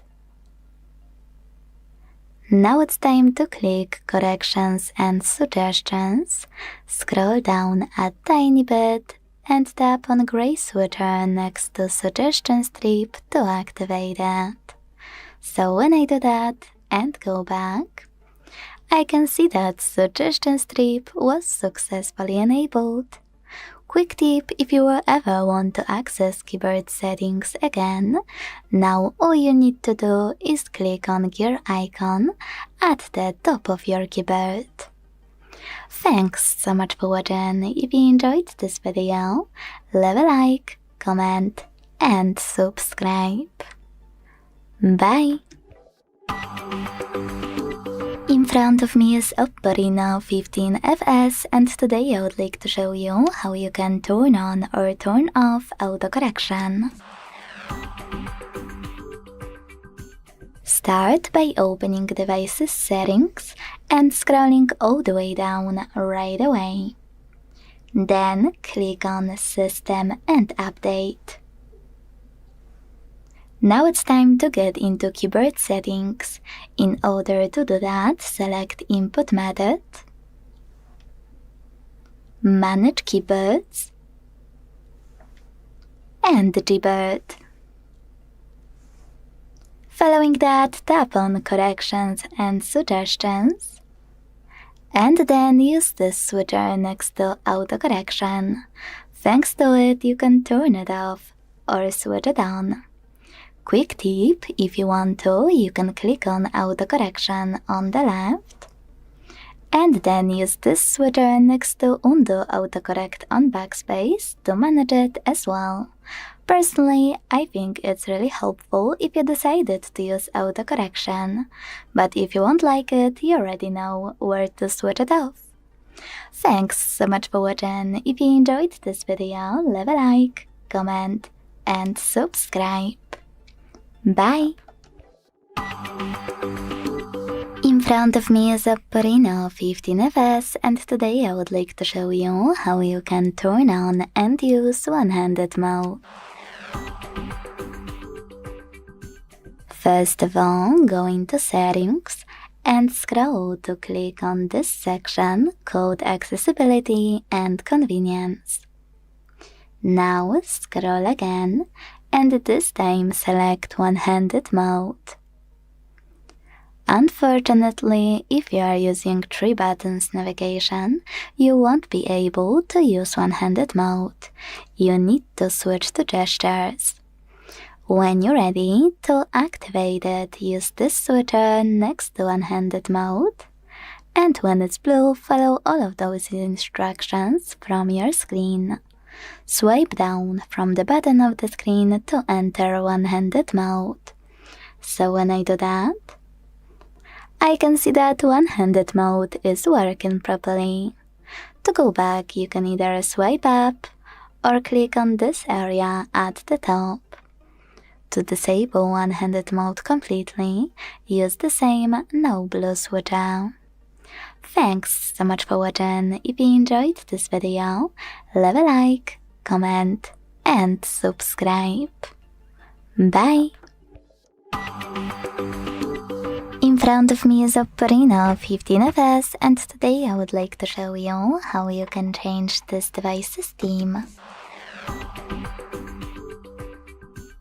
Need to start by selecting this app called Theme Store and picking any theme you like from Home section at the bottom left corner and Themes category at the top. You can also find perfect theme by clicking on the search bar and typing in wherever you want to, or selecting category at the bottom and picking one of those options here. Wherever you decided after finding your theme, hit apply at the bottom and wait. So when I go back to check it out, I can see that theme of my OPPO has changed. If you ever wanna go back to your default one, hit Me section at the bottom right corner of Themes app. Then click My Resources here and tap on Apply above Default Theme. Thanks so much for watching. If you enjoyed this video, leave a like, comment, and subscribe. Bye! In front of me is OPPO Reno15 FS, and today I would like to show you how you can delete Google search bar from home screen. All you need to do is hold your search bar and wait for Remove Widget pop-up to show. When it does, click on it and confirm your choice in the pop-up by hitting Remove. So when I do that, I can see that my search bar was successfully deleted. If you wanna restore it, you can always do that by holding your display and waiting for all of those options at the bottom. Now hit Widgets at the bottom left corner, tap on Agree and Continue, look for Google App and click on it. Then you need to swipe to the left, and when you see Search Bar Widget, select Add at the bottom. Then hold it, drag it wherever you want to, and let go. When you finished, you can click on Home button if you see Edit Lines over here. Thanks so much for watching. If you enjoyed this video, leave a like, comment, and subscribe. Bye! Hello, in this video I'm going to show you how to restart OPPO Reno15 FS.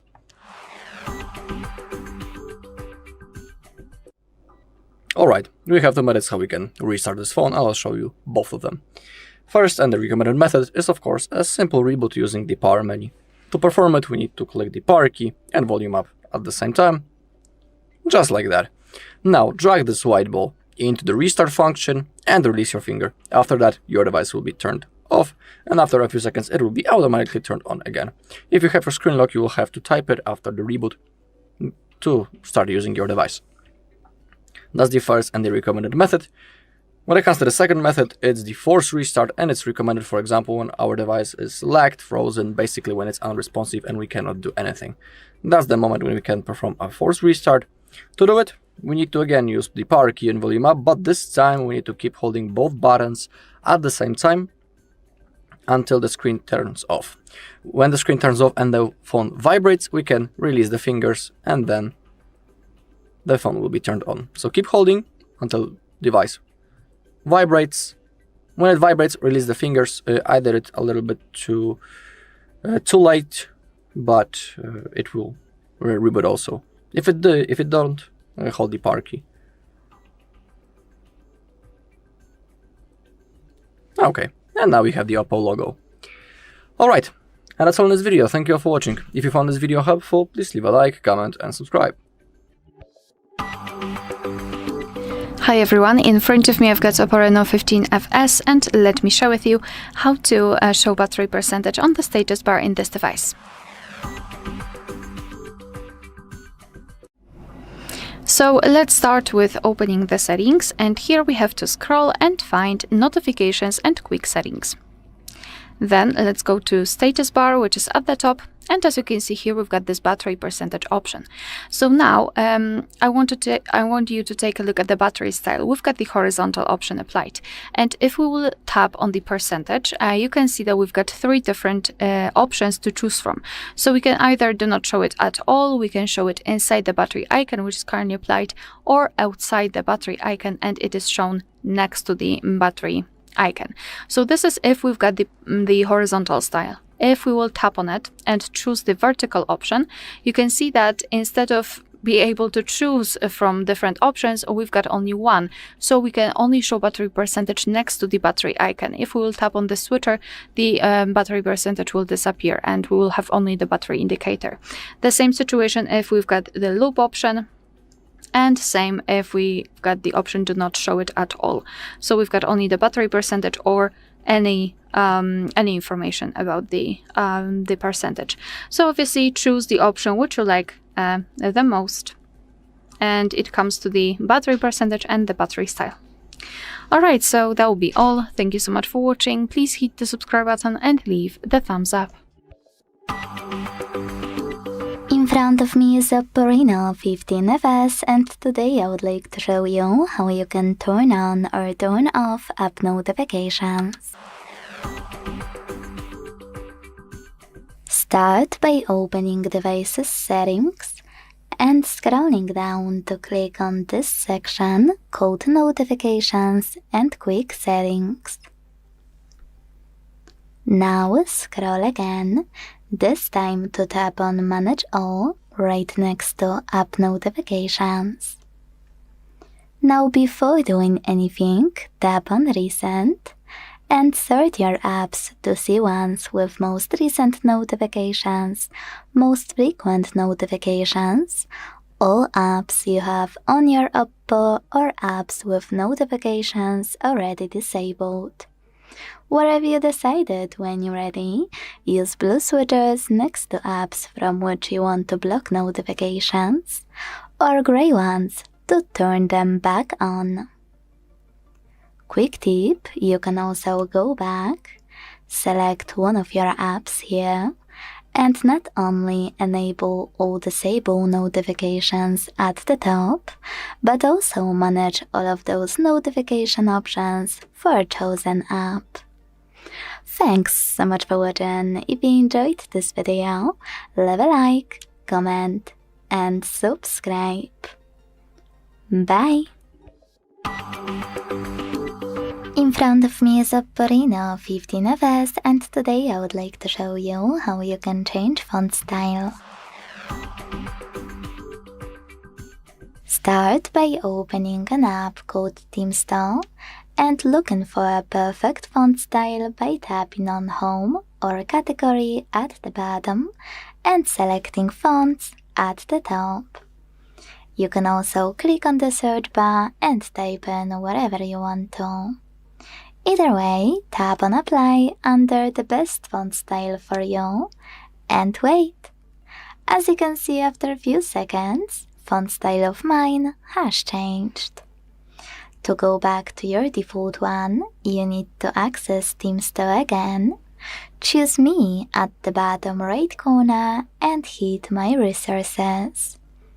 This way you can access font section over here between themes and wallpapers and tap on Apply under your default one.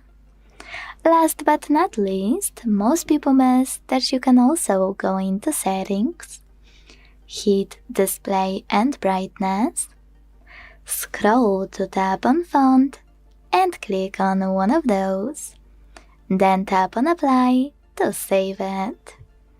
Thanks so much for watching. If you enjoyed this video, leave a like, comment, and subscribe. Bye! In front of me is OPPO Reno15 FS, and today I would like to show you how you can set up screen lock. Start by opening Settings and scrolling to click on Security and Privacy section. Now scroll again to tap on Device Unlock and then select Screen Lock. Now it's time to pick one of those password types: numeric, alphanumeric, or pattern. Wait 5 seconds to continue. Hit Next. And if you change your mind, don't go back, just click on Use a different password type and pick it from here. 4 digits, 6 digits, 4 to 16 digits, alphanumeric, or pattern. then create it, and repeat it to confirm it. If you wish to turn on Fingerprint unlock instantly, hit Enable in the pop-up and follow all of the instructions from your screen. If you don't, hit Cancel. So now, when I switch off my screen and turn it back on, I can see that pattern is required. Thanks so much for watching. If you enjoyed this video, leave a like, comment, and subscribe. Bye! Hi everyone, in front of me I've got OPPO Reno15 FS, and let me share with you how to block a number on this device.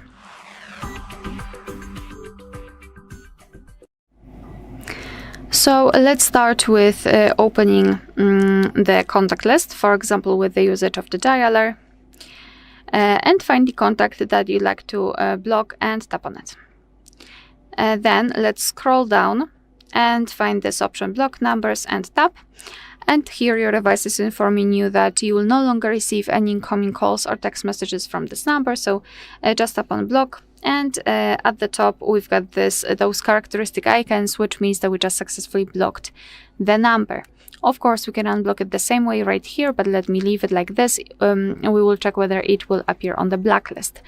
So to enter the blacklist, we have to go to this 3 bars icon here and go to settings. Then let's go to blocked numbers, and this is our blacklist. That's the number, or actually those are numbers that we've blocked from our contacts. So as you can see, this option works. We can also tap on add a phone number and here enter it manually. Tap on block and it will be immediately applied. At the top we've got also the option unknown, and it means that we can block the calls from all unidentified callers. You can tap on it right here and you can tap on the switcher here and tap on it again to turn it off. And if you wish to unblock the number, just tap on this X button right next to it and tap on unblock.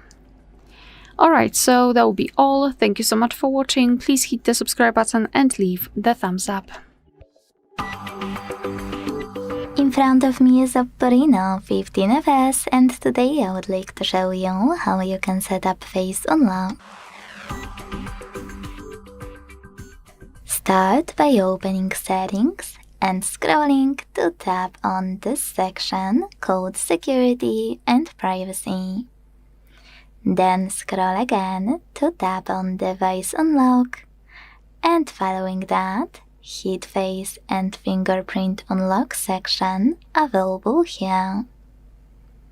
Now tap on Face on the left and enter your current login method.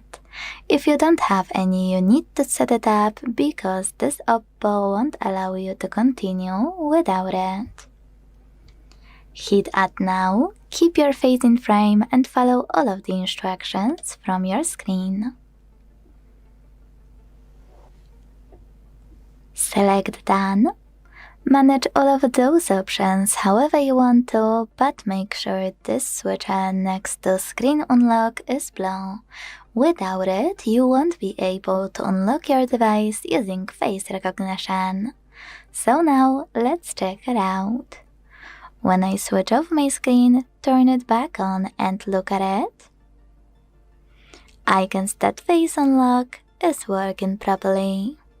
Thanks so much for watching. If you enjoyed this video, leave a like, comment, and subscribe. Bye! Hi everyone, in front of me I've got OPPO Reno15 FS, and let me share with you how to change the ringtone on this device.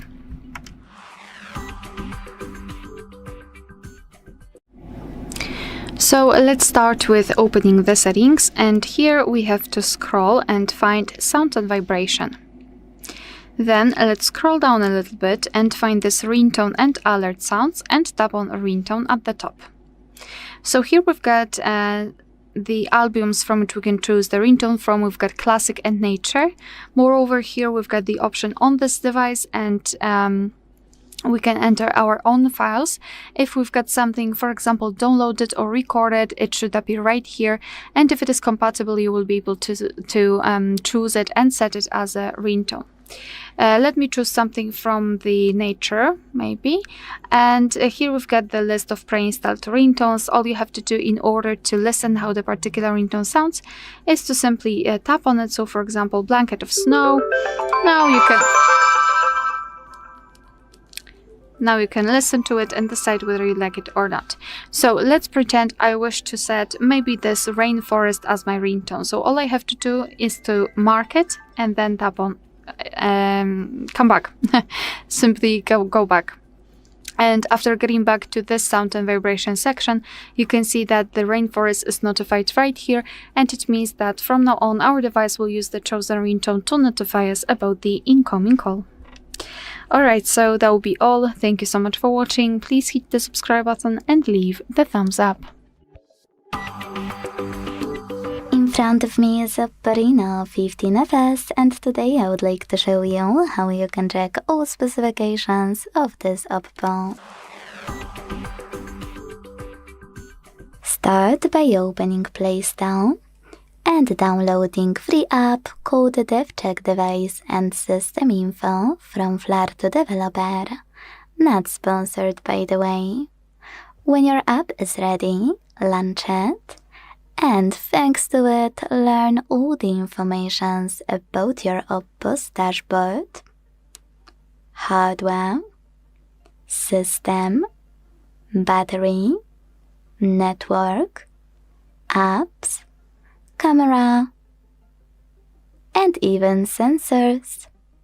Quick tip to use full potential of this app: go into dashboard section and make sure to click on all of those windows.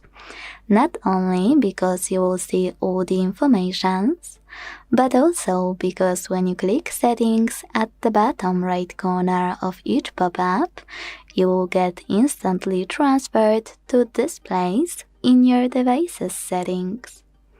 It also works when you click on gear icons at the top right corners of other sections, like operating system. Thanks so much for watching. If you enjoyed this video, don't forget to leave a like, comment, and subscribe. Bye! In front of me is OPPO Reno15 FS, and today I would like to show you how you can turn on and use keyboard clipboard. Begin by launching your keyboard and hitting clipboard at the top of it. Now to activate it, use this switcher at the top right corner, and to go back, this arrow at the top left one. Now you need to copy or cut any text. To paste it instantly, click on it at the top of your keyboard. To paste it later on, click on clipboard and tap on your text here. If you wanna paste it after an hour, you need to pin it or it will disappear. In order to do that, just hold it and pick pin icon from the pop-up.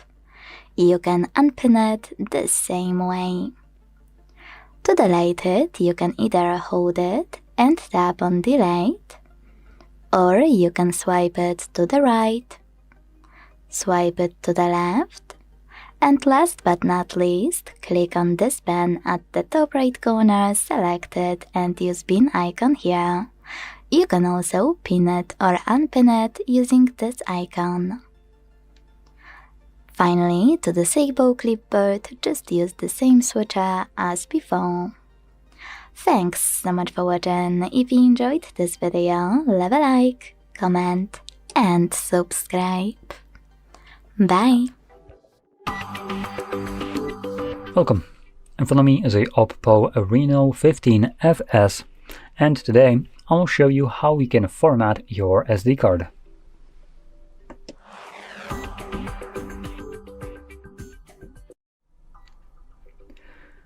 So, to get started, you will want to open up your settings.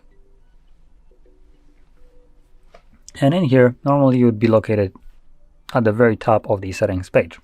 So what we're going to do is scroll to the bottom of it. We're going to select About Device. And then we're going to click right here where it says SD card. and scroll down. You have your SD card right at the bottom. Click on it.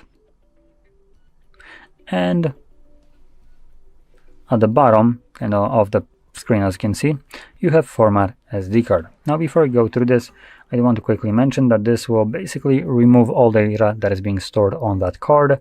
So if you have any kind of videos, photos, any kind of documents or application stuff like that, this will all be deleted. So if you need to, create a backup of it before you go any further. Now, assuming you have already done so, or you just don't want to, you can select Format SD card. It gets you a quick message. This will clear all data stored on the SD card. This action cannot be undone. Format anyway. And we're going to select Format SD card for portable storage. This will start formatting it. It might disappear from here. Oh, no, it's still there. And yeah, it's already formatted and I'm ready to go again. So that's about it. Now, if you found this very helpful, don't forget to hit like, subscribe, and thanks for watching.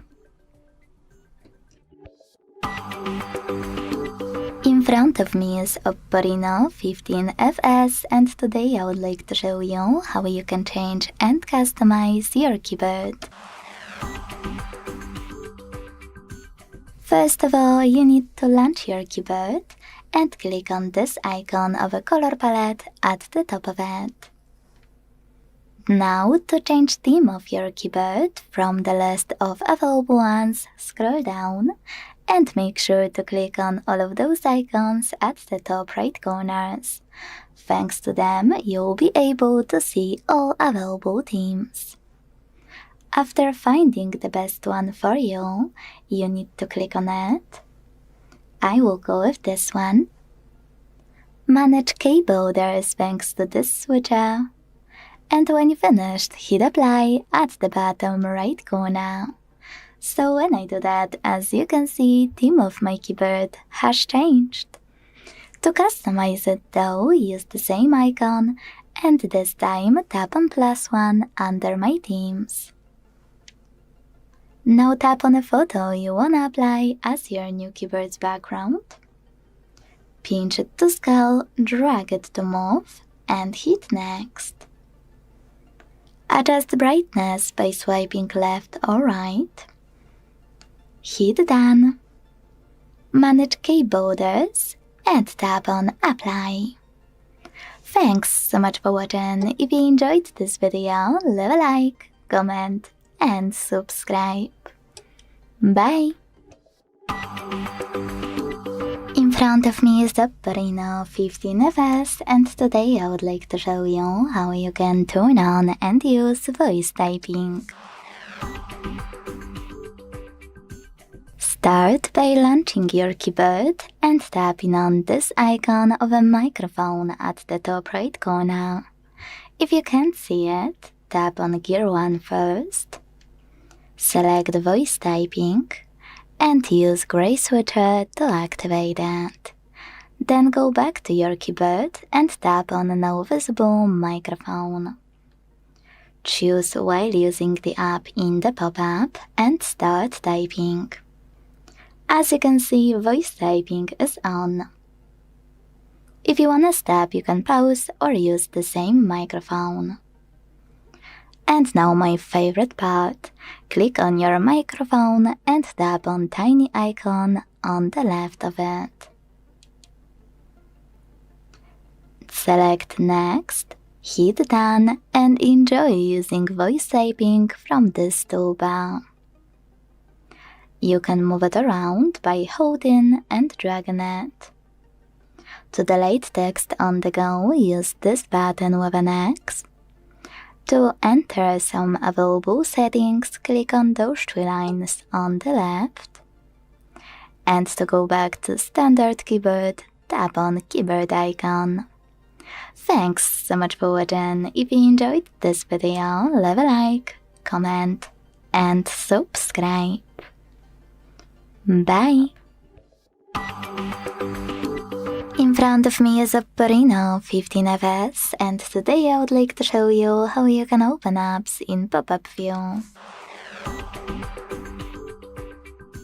Start by opening any app you wanna use in this view and launching it in the background. Then you need to access background apps like that. So basically click on an app and tap on this button with 3 lines. And when you're ready, click on those 3 dots at the top right corner. Finally, hit floating window at the top of this pop-up and wait.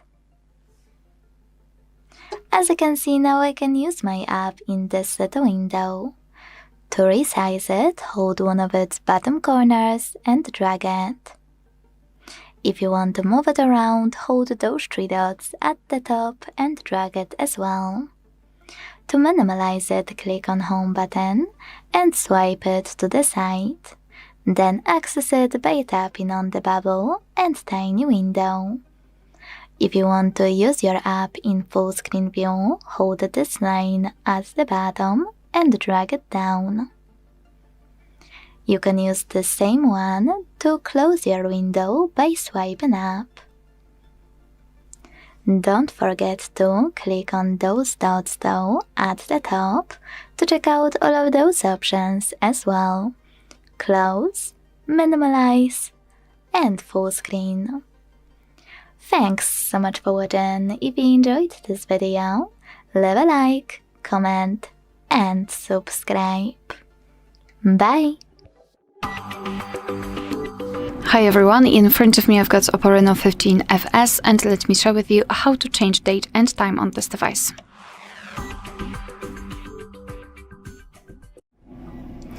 So let's start with opening the settings, and here we have to scroll all the way down to find System and Update. Then let's tap on Date and Time. And right here we've got some options which are currently inactive. It is because we are using the automatic time and the time zone. So first of all we have to tap on those switchers here to freely tap on date and change the month, day and year. Then the time, just swipe and it will be applied successfully. If it comes to the time, we can change the time format. So simply tap on this option at the top and you can either use 24-hour one or 12-hour format. It's up to you. And this is the only format that we can change. So for example, we cannot change the date format.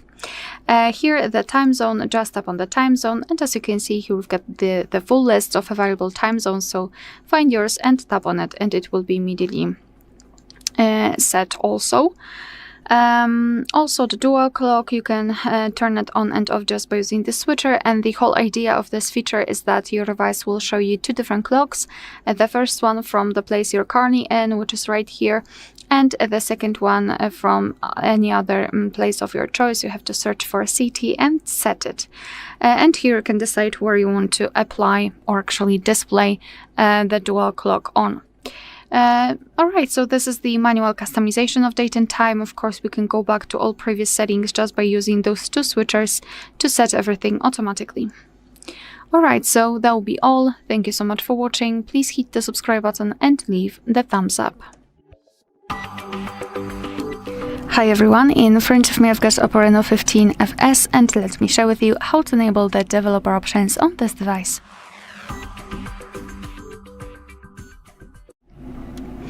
So let's start with opening the settings, and here, let me go back, and here we have to scroll all the way down to find About Device. Right here we have to find a special number which is called build number or version info. So let's scroll and enter version. And in our case it will be version number, so this is the number we are looking for. So all we have to do now is to keep tapping on it until you'll see the information that you're in the developer mode, and if you've got any kind of screen lock, simply enter to confirm the whole step. Now we can come back to the general list of the settings, and here enter System and Update. Here we've got the developer options, so let's tap on it. And as you can see, we've got plenty of advanced settings which we can customize. It's a really long list. So basically everything works the same, just like in the regular settings. So for example, if you've got the pointer location, simply tap on the switcher to turn on this feature and tap on it again to turn it off. If you've got the options without the switcher, simply tap on them to open more options to choose from. If you're done with customization of developer options, you can turn them off. You have to go to the very top of the list and tap on the switcher right here. your device needs to be restarted to change the setting. So just tap on restart and everything will happen automatically. I don't want to do it right now, but after this whole process, I mean the restart, the developer options will disappear from the system and update settings. But of course, you can customize them again. Just go back to the version number step and keep tapping. Alright, so that will be all. Thank you so much for watching. Please hit the subscribe button and leave the thumbs up. In front of me is OPPO Reno15 FS, and today I would like to show you how you can connect it to printer. First of all, go into Settings and tap on Device Connect option available here. Now scroll a tiny bit to select Print and either hit Default Print Service or download any other one you wanna use. Don't worry, they all turn on the same way. So click on yours and make sure this switcher is blue. Then wait. Your device is now looking for a printer, and when it finds one, it will connect to it, just like in my case.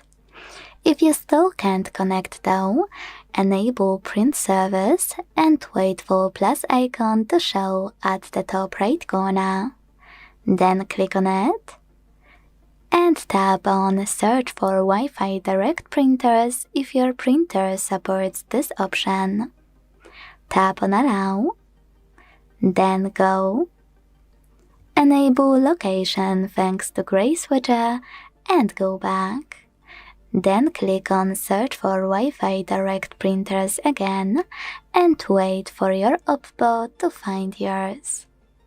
If you want to, you can also click on Search by IP address, import it here and connect manually by tapping on Add.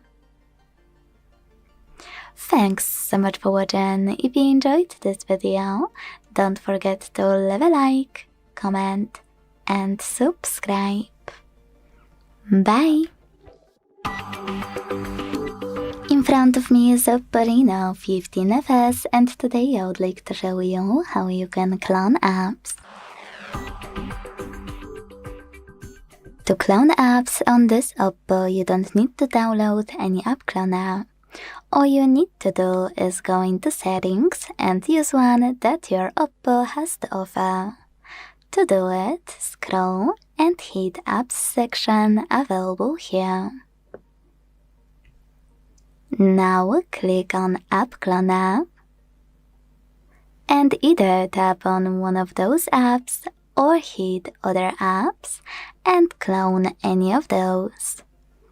Wherever you decided, just tap on an app you wanna clone and hit Gray Switcher next to Create App Clone to activate it. Then wait.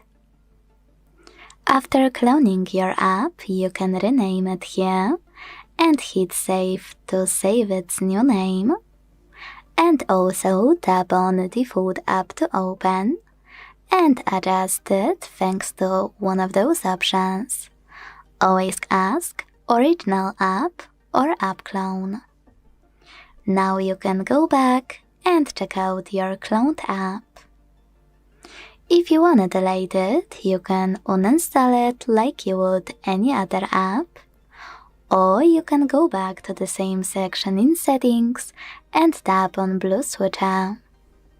Then tap on Delete in the pop-up to confirm your choice. Thanks so much for watching. If you enjoyed this video, leave a like, comment and subscribe. Bye!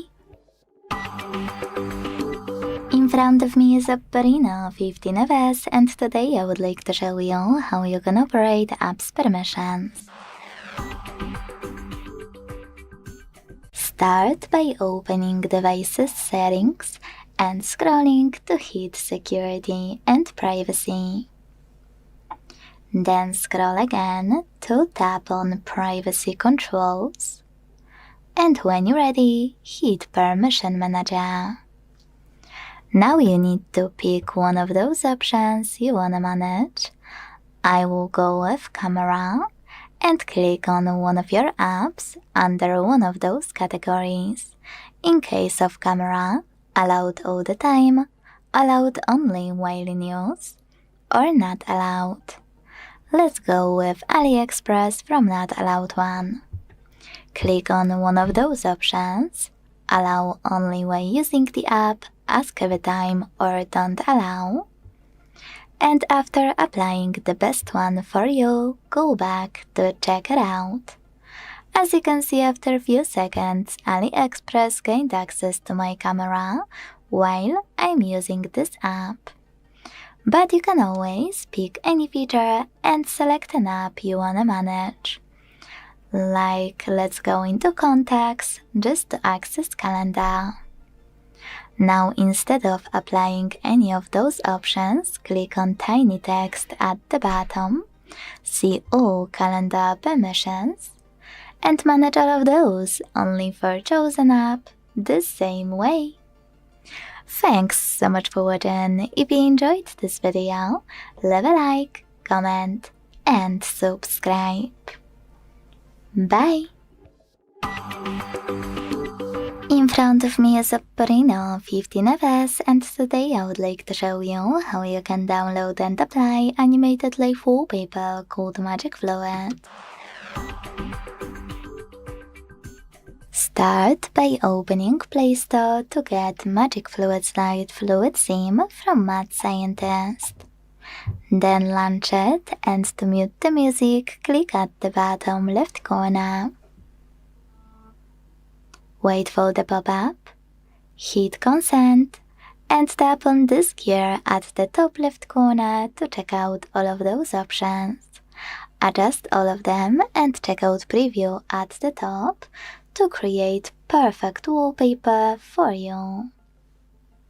You can even hit presets on the left and check out all of those by clicking on the best one. After adjusting all of those options, just click at the top right corner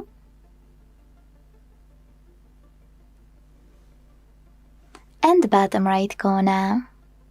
Hit Set as Live Wallpaper, choose Yes, tap on Apply To, and decide where you wanna apply it by clicking on one of those options, Lock Screen, Home Screen, or Lock Screen and Home Screen.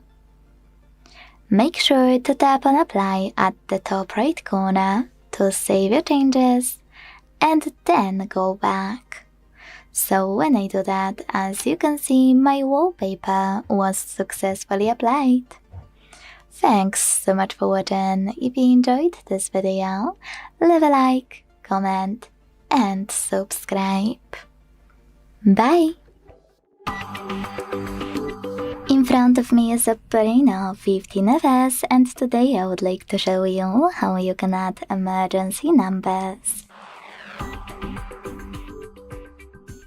Start by opening Settings and scrolling to hit Safety and Emergency.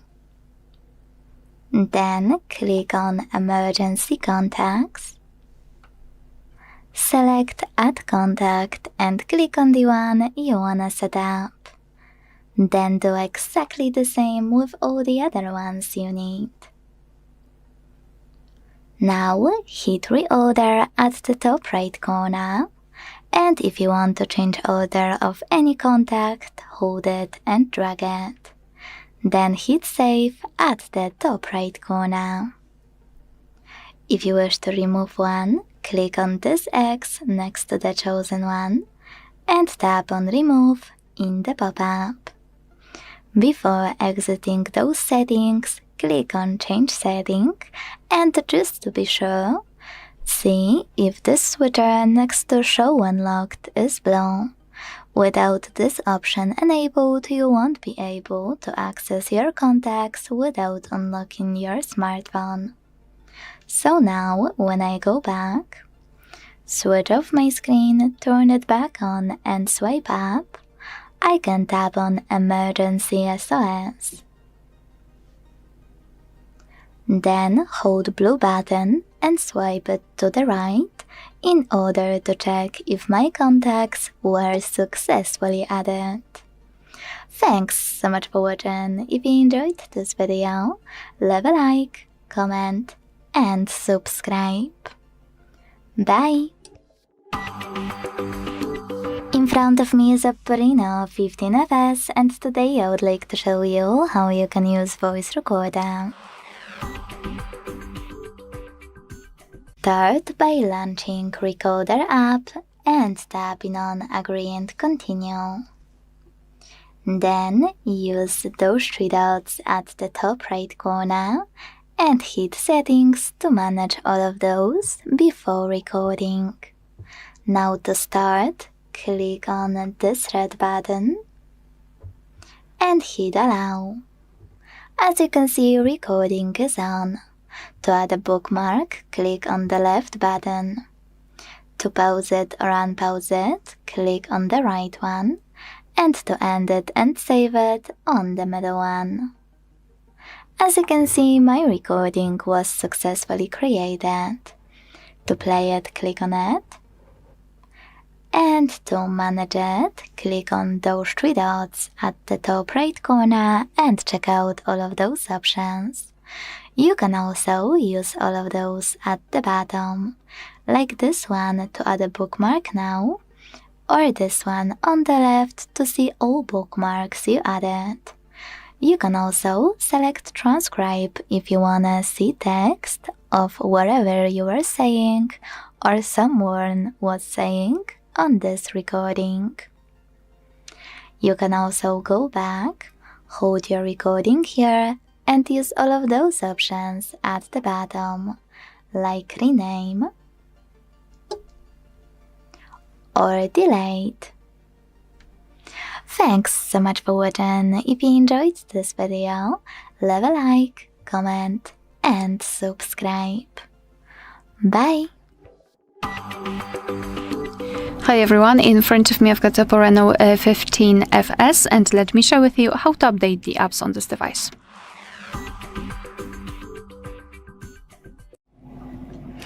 So first of all, make sure that you've got the internet connection because it is required, and I highly recommend using Wi-Fi instead of mobile data.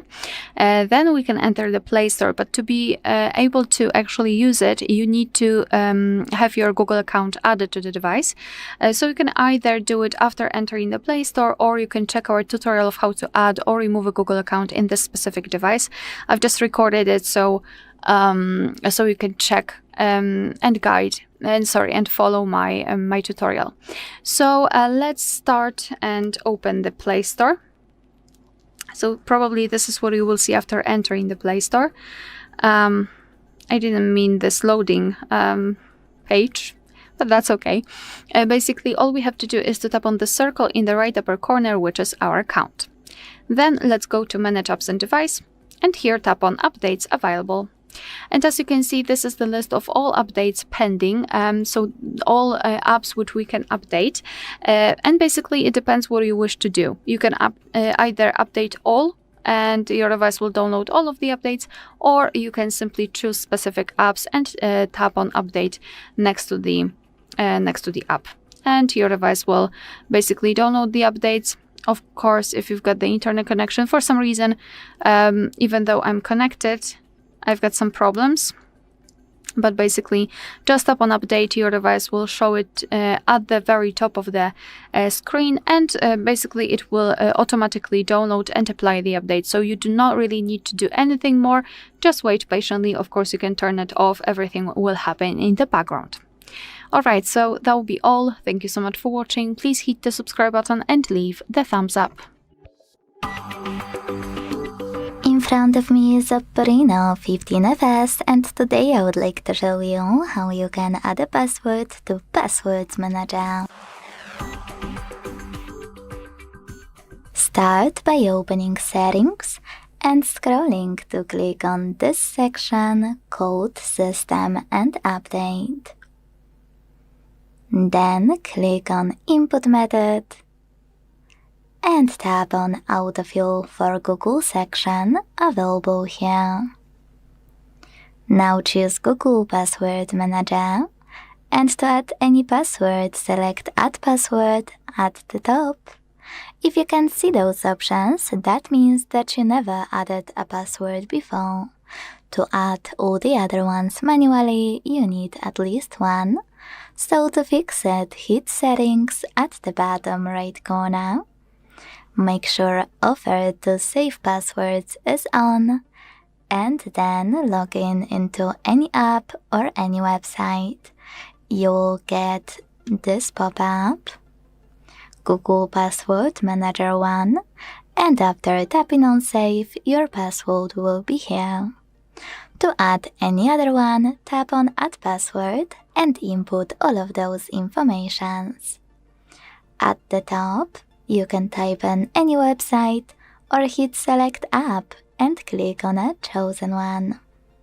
Then enter your username, email or phone number, password, and even take some helpful notes. When you finish, hit Save at the top right corner. Thanks so much for watching. If you enjoyed this video, leave a like, comment, and subscribe. Bye! Welcome. In front of me is a OPPO Reno15 FS, and today I will show you how we can boot this device into recovery mode.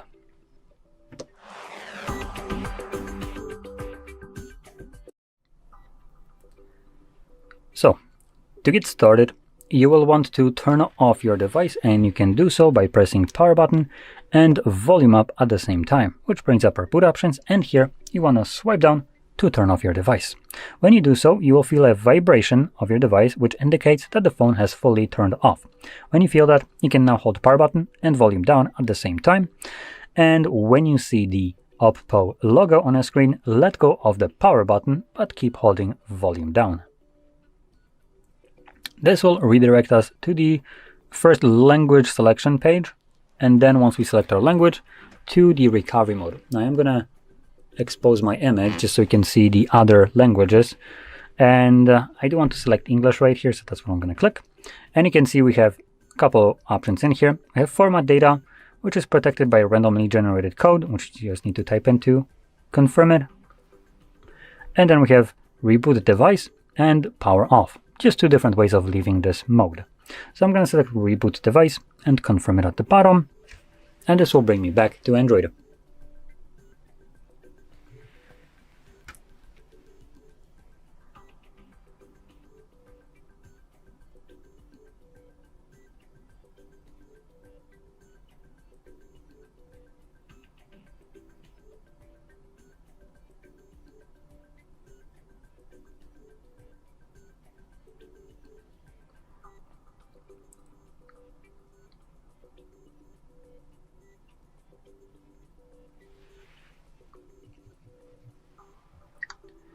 And there we go. So, if you found this very helpful, don't forget to hit like, subscribe, and thanks for watching. In front of me is OPPO Reno15 FS, and today I would like to show you how you can open apps in split screen view. Start by selecting an app you wanna use in this view and launching it in the background.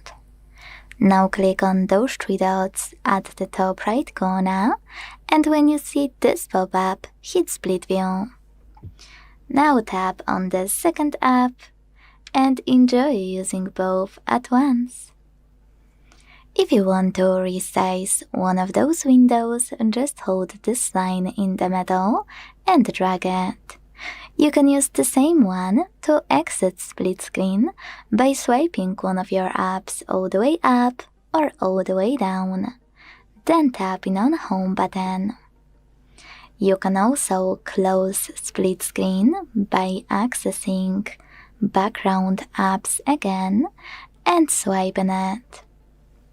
But most people miss that you can always click on those three dots available at the top of both apps and check out all of those options. You can tap on Expand if you want to resize chosen app now, You can click on Switch App to switch currently used one with any of the other ones. Select Close to close it completely, leaving only the other one open. Or tap on Split Screen. Sorry, misclick. Or tap on Full Screen here in order to exit Split Screen and access this app in full screen view. Thanks so much for watching. If you enjoyed this video, leave a like, comment and subscribe. Bye! In front of me is OPPO Reno 15 FS, and today I would like to show you how you can add audio or video file to text message. Launching Messages app and selecting or creating a chat. Then to create an audio file and add it instantly, use this button at the bottom right corner and tap on the microphone button to start recording. Then you can restart if you wish to, or use this red button to finish your recording. Then listen to it and tap on Restart anyway if you wanna redo it, or hit Attach to add it to your message. If you want to add already existing audio file, use this plus at the bottom left corner, hit Files, and look for your audio one by checking out all of those apps, hitting Audio at the top, or tapping on those three lines at the top left corner to pick any of those sources. Either way, after you find your file, click on it to add it. To create a video one, use this icon of a camera and the photo at the bottom right corner. Operate camera section at the top and start recording. Once you're done, your video will be successfully attached instantly. If you want to add already existing one, click on it here. Or if you can't find it, scroll down to look for it here using those options at the top. After finding your video, hit Done at the bottom right corner and send it. Thanks so much for watching. If you enjoyed this video, leave a like, comment and subscribe. Bye! Hi everyone, in front of me I've got OPPO Reno15 FS, and let me share with you how to change the keyboard language on this device.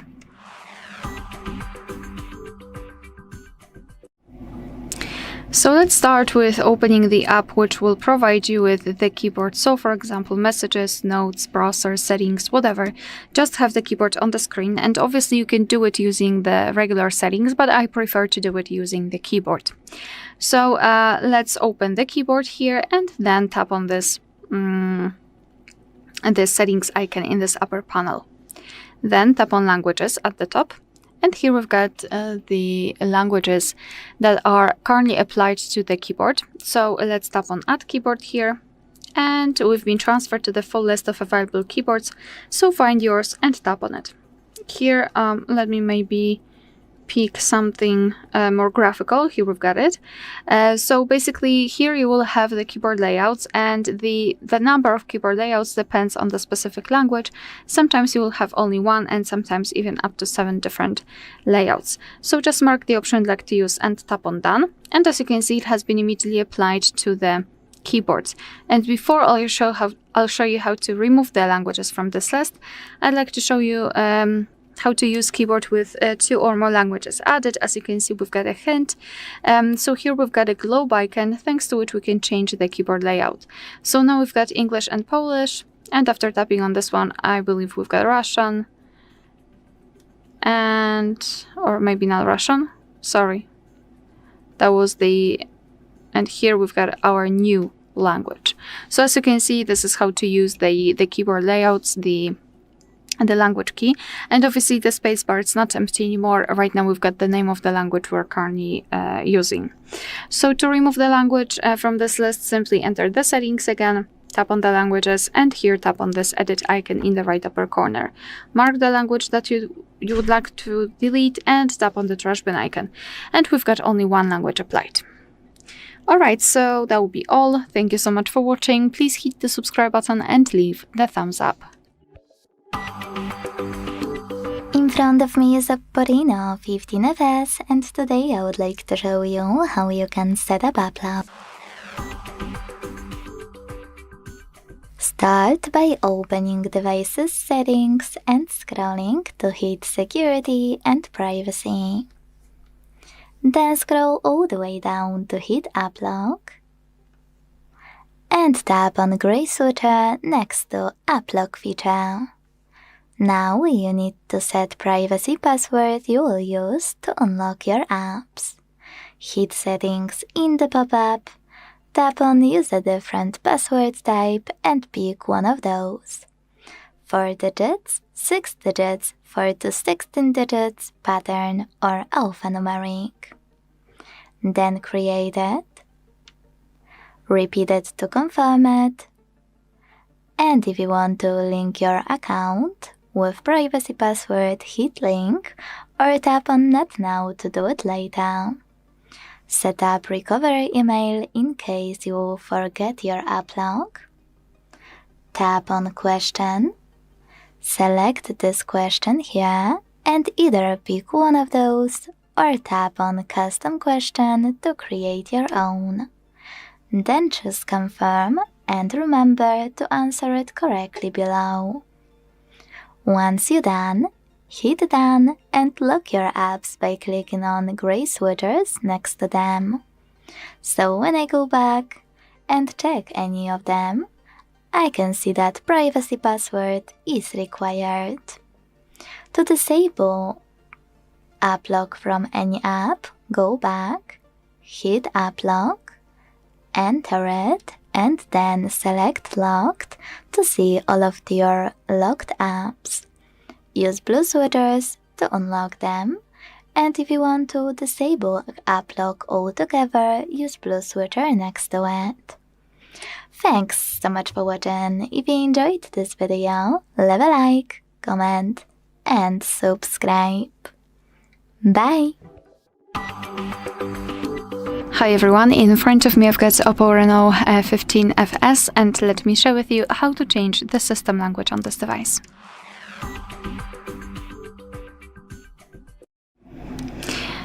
So I imagine that this video will be useful if you've accidentally changed the language, or your child did it, or you just clicked something and you have no idea how to get into the proper option. I will explain it as slow and descriptive as possible, I hope so. So first of all, you have to find the settings, so the app with gear icon. Let's tap on it.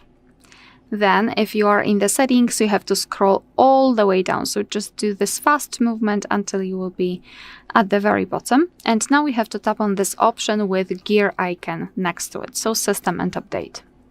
Then let's tap on the third option from the top. So 1, 2, 3, language and region. And here we've got the list of, let's say, previously added languages or used languages. So if you've got your language here, great. All you will have to do is to tap on the language you'd like to use and then tap on the first option that will appear here. And your device will immediately change the language. However, if your language was not available there, no worries. Simply tap on this blue option here with this edit icon, let's say. It basically says add language. So just tap on it, and here we've been transferred to the full list of available languages from which we can choose. So all you have to do is to find your language and then tap on this plus icon next to it. So just tap on it, and here tap on this first option at the top in order to change the language. And from now on, we've got our another language applied. If you wish, you can also change the languages just by tapping on it and holding it, and then dragging it to the first position. And the same situation, tap on this first option here. If you wish, you can remove the languages from this list. Just tap on this minus icon right next to it, and it will disappear. Alright, so that will be all. Thank you so much for watching. Please hit the subscribe button and leave the thumbs up. Hello, in this video I'm going to show you how to restore WhatsApp backup on OPPO Reno15 FS. Okay, before we launch our WhatsApp, we need to open up the settings and we need to make sure that we are logged in into the same Google account on which we made the backup before. To check it, open up the settings, scroll all the way down, tap on the Google just like I did, and in here you can see the Google account that you are currently signed into. And remember that if you'll be signed in into wrong account, you won't have possibility to restore your chats, so sign in into proper account. Now we can launch our WhatsApp. Select your language and click on agree and continue. We can allow to send us notifications, and now in that place we need to type our phone number. You can also click on what's my number, click on continue, click on allow, and it will be automatically copied. Now click on next. We also need to verify our phone number. And we have a few methods. We have the code from the SMS message and also the missed call option. It's up to you which mode you want to use. Currently, we have the missed call. That's actually one of my favorite methods, so I'll just use that. So I'll click on continue, then allow. Now the phone is requesting for a call.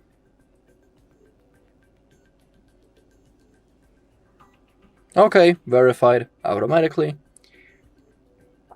I don't need to create anything. Now click on continue, click on allow.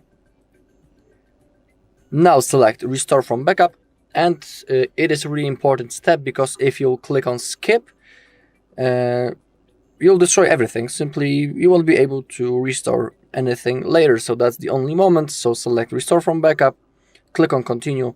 Now our chats are being restored. In my case, it will take like 5 seconds because I don't have many messages in my backup.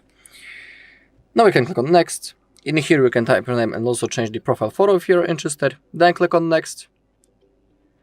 And now, as you take a look, everything is ready to use. We have all of our videos, photos, and of course, normal messages. Alright, and that's all in this video. Thank you for watching. If you found this video helpful, please leave a like, comment, and subscribe. Hello, in this video I'm going to show you how to create a WhatsApp backup on OPPO Reno15 FS. Okay, to do it we need to simply open up the settings in our WhatsApp, but first go into chats, open up those 3 dots, and that's how we can launch the settings. Now scroll down, find the chats, scroll down again, and click on chat backup. Okay, let's begin with the Google account. Simply click on that, and in here we need to select on which account we want to create our backup. Currently, in my case, this Google account is selected, and it is really important that you cannot forget on which Google account you are making your backup, because if you want to restore that backup later in the future, you'll need to be signed in into the exact same Google account that you'll select during the whole process. Of course, if you want, you can click on add account and sign in into different. Down below we have the automatic backups. Defaultly this option is turned off. In my case I have selected the monthly mode, so now the backup will be made each month and I don't need to do this manually. Pretty cool thing. You can of course pick the modes available on the screen. Let's also include the videos in our backup. Always turn it on. And on the bottom we have end-to-end encrypted backup. This is an extra security feature. It's not necessary to turn it on. It's up to you. If you choose to turn it on, you'll be able to create a unique password that you'll need to type in the future if you want to restore your chats. But be aware that if you create a password and when you forget it, simply you won't be able to restore anything and everything will be lost. So if you choose to create it, don't forget it. But just like I'm saying, it's not necessary at all to create the backup.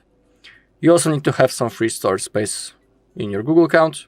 In my case, everything is okay, so I have a lot of space, so I won't delete anything. And now to create a backup, hit this green button. The process will now begin.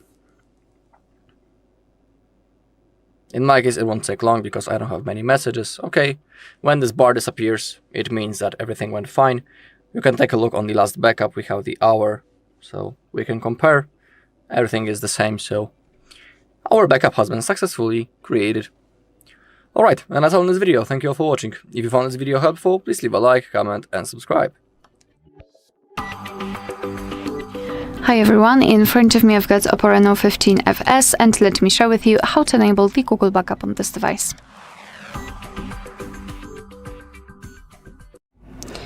So let's start with opening the settings, and of course I forgot to mention, make sure that you've got the internet connection because it is required. So here we can scroll down now and go to the system and update, and here tap on backup and reset. As you can see here, we've got our Google section, so just tap on backup account, and tap on turn on.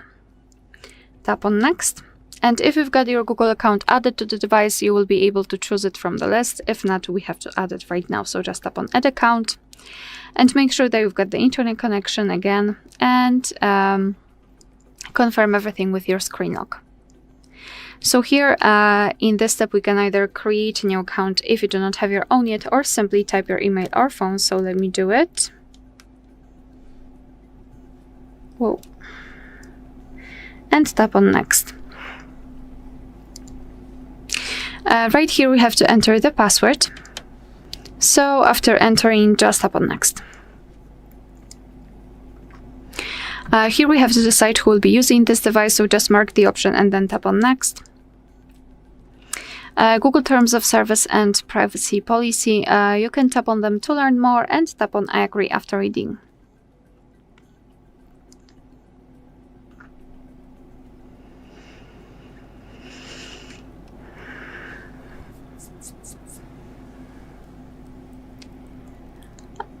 Here we can decide what kind of data we'd like to back up, so photos and videos or other device data, or of course both. You can choose both. I'll set only on the other device data and tap on confirm. Now we can tap on other device data to check some further details. As you can see here, we can check the space we've got left, we can manage the storage, etc. So to finish everything, simply tap on backup now, and basically this is it. Of course, confirm everything with your screen lock. Alright, so that will be all. Thank you so much for watching. Please hit the subscribe button and leave the thumbs up. Hi everyone, in front of me I've got OPPO Reno15 FS, and let me share with you how to reset network preferences on this device.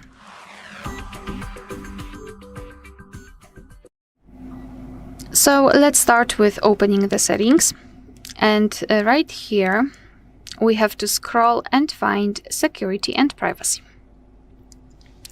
Then let's scroll and find device unlock, and go to face and fingerprint unlock.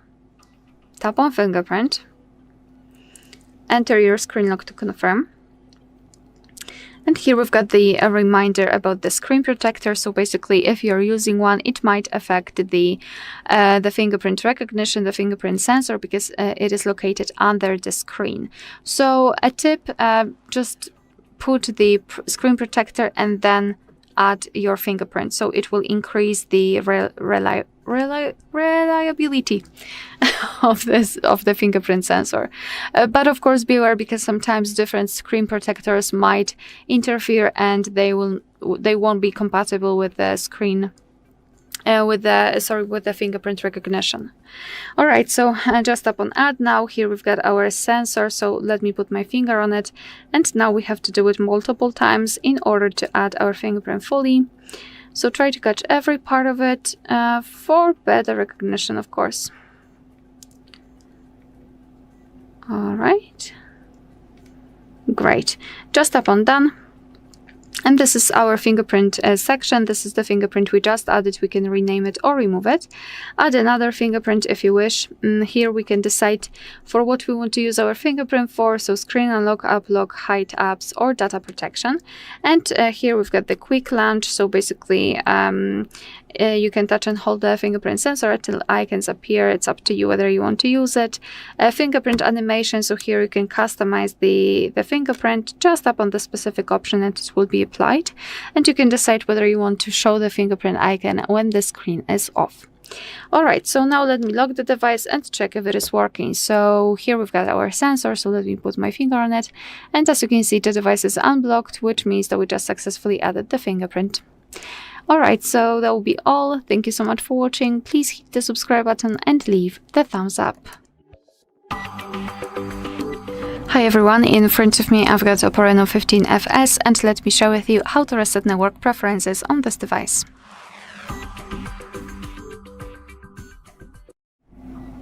So let's start with opening the settings, and right here we have to scroll and find security and privacy. Then let's scroll and find device unlock and go to face and fingerprint unlock. Tap on fingerprint, enter your screen lock to confirm.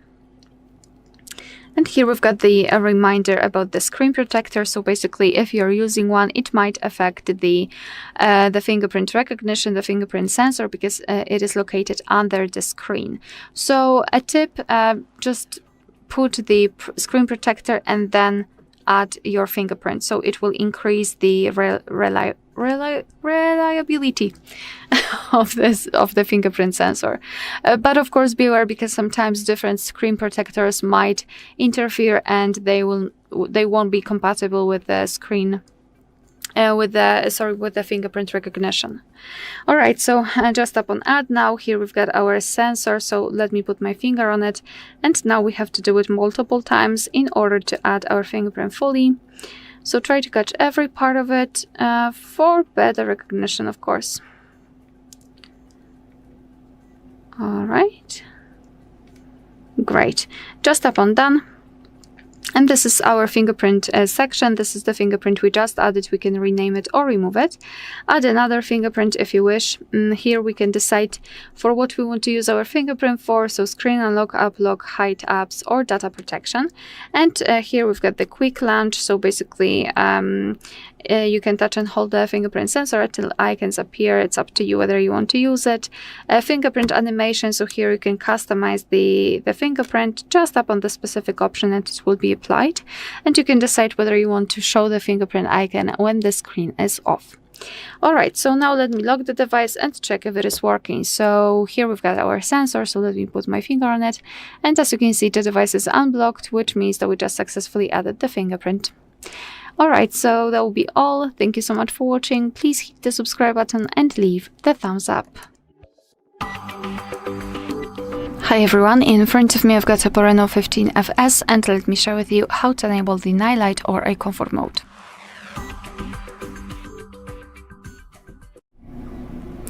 So let's start with the customization. We have to open the settings, and here let's scroll and find display and brightness. Then scroll down again and find the icon, which is the name of the eye comfort mode in this device. And let me ignore this first section because it is automatic, so we cannot really customize it. I wanted to focus on this eye protection, on the custom one. So to turn it on, we have to tap on the switcher next to the custom. And now we can see that the screen turns a little bit yellowish or amber. It is a little bit different. It is in order to filter the blue light. What's more, it will be much easier for you to look at the screen at the dim light. So if you're a night owl, then I highly recommend to use this mode. Here we've got this intensity switcher. By going to the left, you can make it cooler, and by going to the right, warmer. So of course, set it on the intensity, which is the most comfortable for you. Here we've got also display effects. Let's tap on it. So we've got the color, and basically everything is the same, just not infected, but affected by the eye care, or we can set black and white, and everything will be displayed in black and white manner. We can also schedule that feature, which is right here, this option I mean. Tap on it, tap on the switcher, and now we can freely choose the start and the end time, and your device will apply the mode accordingly to this schedule. Alright, so this is the whole customization of the eye protection mode, and if you wish to have much faster access to this option, simply unroll the top bar and try to find eye comfort right here. In my case, I've got this icon there on the second, let's say, page, but if you do not have one, no worries. All you have to do is to tap on this edit icon, so pencil icon, tap on got it. Here we've got this plus icon in the left upper corner, so just tap on it. And now you can find the eye comfort icon somewhere here, tap on it and hold it, or actually tap and your device will automatically add it to the list. Then tap on done and you will have the eye comfort. So basically simply tap on it to turn it on and tap on it again to turn it off. Alright, so that will be all. Thank you so much for watching. Please hit the subscribe button and leave the thumbs up. Hi everyone, in front of me I've got OPPO Reno15 FS and let me share with you how to check the total screen time on this device.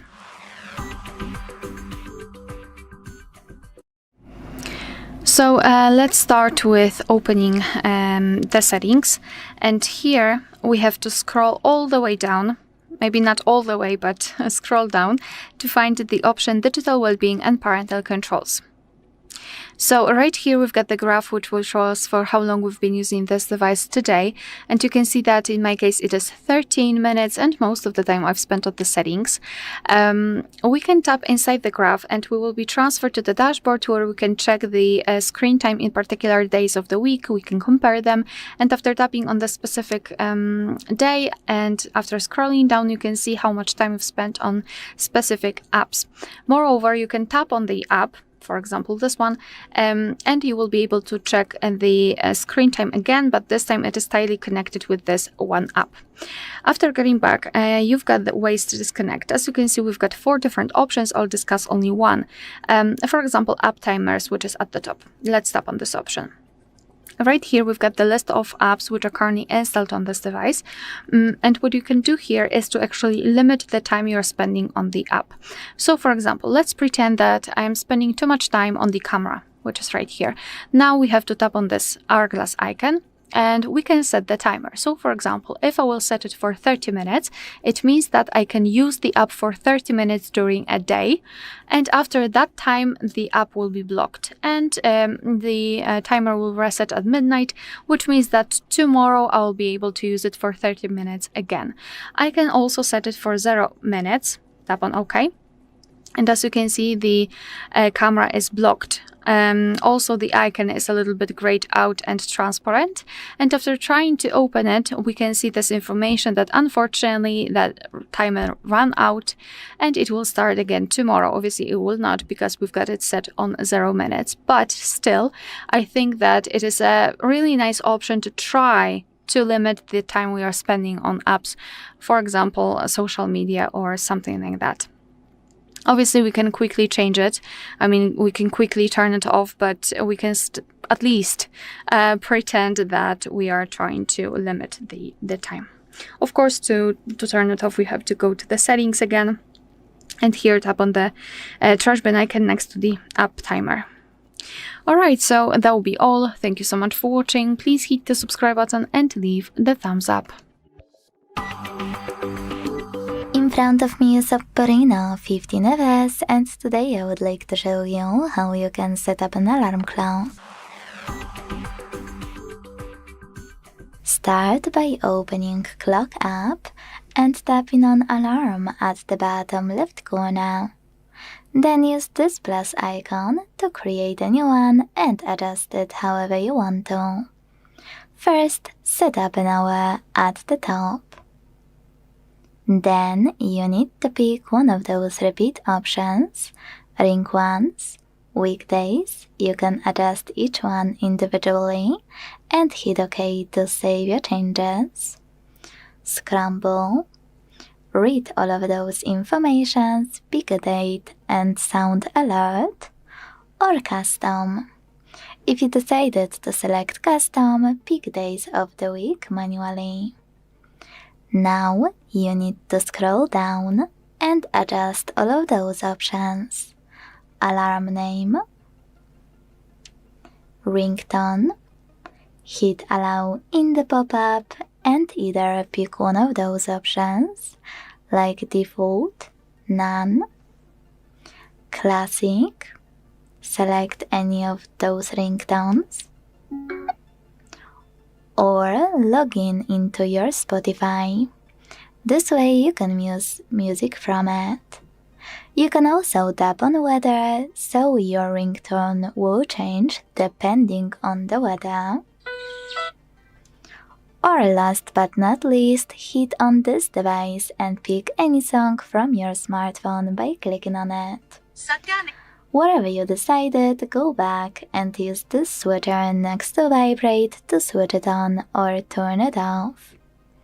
Then hit snooze to decide how many minutes it will take, how many times it will repeat, or click on this switcher to disable or enable it.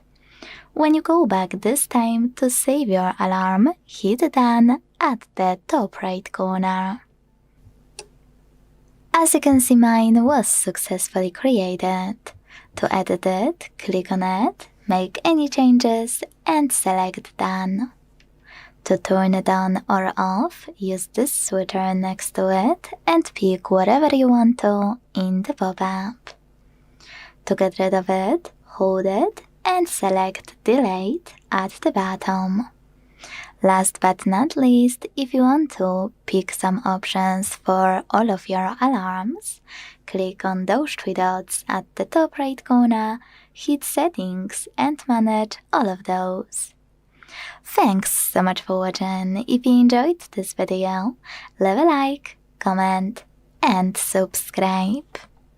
Bye! Hi everyone, in front of me I've got OPPO Reno15 FS, and let me share with you how to change the 3-button navigation into the gestures and the other way around.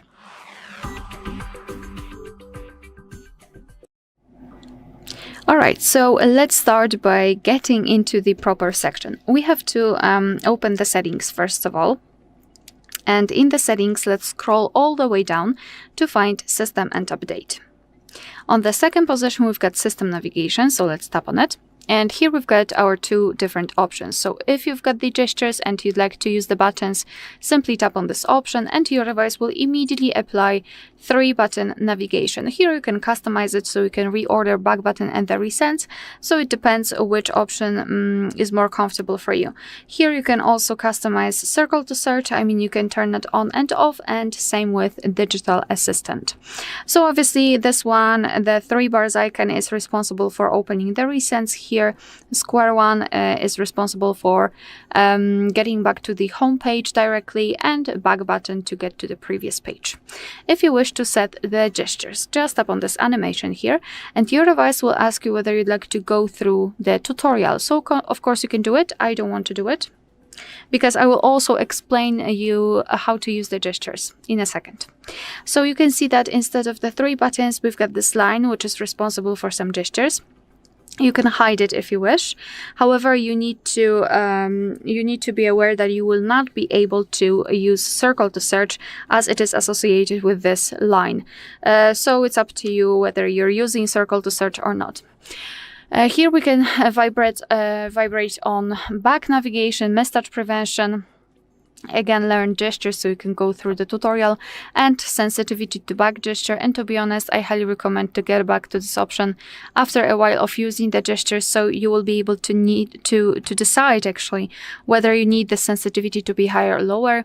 Here other, so circle to search again, which we had to turn off because of hiding the bar. Digital Assistant and swipe animations, which are in the beta version. If you wish, you can use it or not. Alright, and if you wish to get back to the previous page, just like by using the back button, you have to swipe your finger from the side to the center. If you can see this arrow, you can release the finger, and the same situation from the right side. If you wish to come back directly to the home page, swipe your finger from the bottom to the center of your device, and make sure that this motion is quick and short, so something like that. And if you wish to open the resends, repeat the gesture, so from the bottom to the center, but this time hold your finger somewhere here, like that. And here we've got the resends. Moreover, if you'd like to change between the apps quickly, you do not have to open the recents and look for it, etc. All you have to do is to swipe your finger from the left to the right or from the right to the left at the bottom of the screen. And as you can see, we can quickly change between different and previously opened apps. Alright, so that will be all. Thank you so much for watching. Please hit the subscribe button and leave the thumbs up. Hi everyone, in front of me I've got OPPO Reno15 FS, and let me share with you how to add the photo to contact in this device.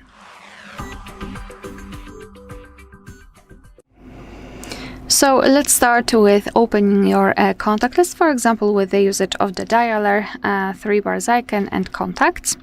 Then find the contact which you'd like to edit and tap on it. I'll pick this one and tap on this edit icon, so pencil icon. Let me quickly remove the photo, so here 3 bars icon and remove picture. And this is what you will see after entering the contact without any kind of photo assigned. So all you have to do now is to tap on this plus icon, and as you can see we've got those pictures divided. This is the profile picture, and here we've got the calling card, and I will focus on the picture. However, I highly recommend to set the calling card also, so you can set a beautiful photo as a background of the calling screen. All right, so let's tap on this profile picture here, and here we've got different sections from which we can choose the photo from. So our own gallery, we can set our own photo, of course. We can tap on the camera and our device will immediately open the camera app. So this is the best option to choose if you've got the person right in front of you and if you wish to catch a photo of him or her. Google Photos, where we've got our backed up photo, so I will just omit that. Monogram, so we can use 1 or 2 letters, it's up to you. Just tap on it and enter the letters that you wish. You can change the background color also if you want to, and the font. Moreover, here you've got the emoji option, so instead of letters you can use emoji. Just tap on it, and here you can choose from the full list of emojis, which you probably know. Let me choose this one, for example. Again, you can set different background color. And you've got this option monochrome. So now we've got emoji itself, but after tapping on this switcher, we can make it look more icon-like. So it's up to you whether you like it or not. And illustrations, which are free of charge, and they are available online. So if you do not have the photo, you don't feel like using monogram, then you can try to find something here. We've got a really nice options. Alright, so let me pick maybe this frog. Let's tap on the option, and as you can see here, we've got the presets also, so we can change the color.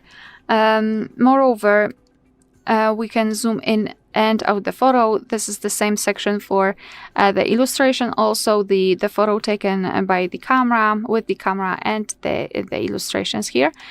So basically you can zoom it in or out, you can change the position of it, and thanks to it you can decide what you will see after saving the whole contact, because this highlighted circle is responsible for it.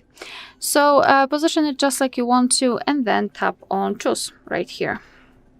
Tap on save in the right upper corner, and this is how our contact will look like. Of course, you will be able to see this photo on the contact list, and for example during all incoming calls from that specific number. Alright, so that will be all. Thank you so much for watching. Please hit the subscribe button and leave the thumbs up.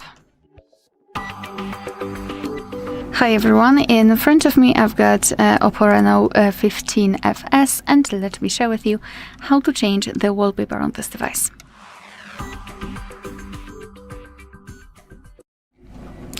So let's start with finding and opening the settings. Let me actually add them to the home screen. So tap on them, and here scroll and find home screen, lock screen, and style. So here we've got the flags themes from which we can choose the wallpaper also, but it will also change the theme. So the wallpaper is associated with the theme. Later on we will come back here because I think I will pick something from those options, but I just wanted to show you that if you will swipe, you can open this wallpaper section. So just tap on wallpapers, And here we've got pre-installed options from which we can choose. We've got the animated ones, which are at the very bottom, so interactive, and here regular default wallpapers. You can also choose from albums, so you can choose from your own photos and set them as a wallpaper. Moreover, we can tap on more wallpapers here and we will be transferred to the themes, where we've got wallpapers that are free of charge and they are available online. However, in order to download them, you will need to log into your account. So you first of all have to create it. I do not have one, that's why I don't want to waste my time. So let me go back, mine and your actually time. So let me go back here to the Flux themes. Let me tap on all Flux themes, or maybe before that, sorry, but I wanted to also show you how it will look like. Oh my god. If we will choose something from regular wallpapers. So for example, this one. After tapping on wallpaper, you will see it on the full screen. You will have to tap on apply to, and now you can choose whether you want to apply it to the lock screen, home screen, or both. You can also use carousel wallpapers, but I will leave it. So this is how it works here. And in Flux ones, let me go to all Flux themes. As you can see, you've got many more options from which you can choose. And all right, I think I will maybe past collections. As you can see, we've got plenty of options to choose from here. I will pick probably this calf. So just tap on the specific option. Here we've got also depth option. I'm not sure whether it is visible on this one or not. However, basically, if you will turn on the depth option in the lock screen, it will make your wallpaper look like it has layers. So for example, the animal will cover a part of hour, part of date, something like that. A cool option. Here, after swiping, we can check the home screen. So basically, here we've got also the some options that we can use to customize our wallpaper. For example, we can tap on style and we can blur our wallpaper, so it's up to you whether you want to use it. Here, system colors, if you wish, you can change them. Here we've got wallpaper colors. You can customize them if you wish, or you can choose something from presets. Up to you. Alright, so to finish everything, simply tap on apply in the right upper corner. Now let's wait. Let's go back, and as you can see, the wallpaper has been applied successfully. Alright, so that will be all. Thank you so much for watching. Please hit the subscribe button and leave the thumbs up. Hello, in this video I'm going to show you how to reset OPPO Reno 15 FS.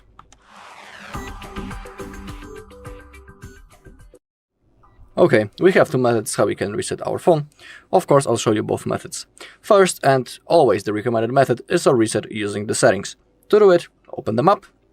Now, scroll down, click on System and Update, find Backup and Reset, and we are interested in the last button, Reset Phone.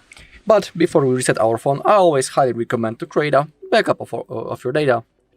So even after the reset in the late future, you'll still be able to restart the data that you had on this device. So it's pretty useful. And I always highly recommend to create a backup of your data.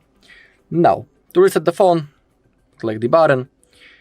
We are interested in the factory reset method, the last button, but in here you can also reset network and Bluetooth settings or reset all settings. Those two settings above won't delete any of your personal data. Okay, now to erase the phone, simply hit the button. Now in my case, I would have to confirm by the screen lock. And now all you need to do is to click on clear all data or erase data, but retain eSIM profiles, it's up to you. I'll click on cancel because I want to show you the second method. After you click erase all data, your device will be turned off, and after a few seconds it will be automatically turned on again. And the next thing that you need to do is to go through the setup process. When it comes to the second method, it's a method in which we use the recovery mode. But when it comes to resetting using the recovery mode, we need to remember about a few things. First thing is that if you have your screen lock set, or if you are signed into your Google account, after the reset, when we get into the setup process, the phone will want you to verify, or by typing the screen lock that you had before the reset on your phone, or it will want you to sign in into the exact same Google account into which you were logged in before you have resetted your phone. So you need to have that in mind. Now, to enter recovery mode, first we need to power off our device, so click power key and volume up, and click on power off. Now we need to hold volume down and power key at the same time until we see the OPPO logo. When it appears, release the finger from power key, but keep holding volume down. So volume down and power.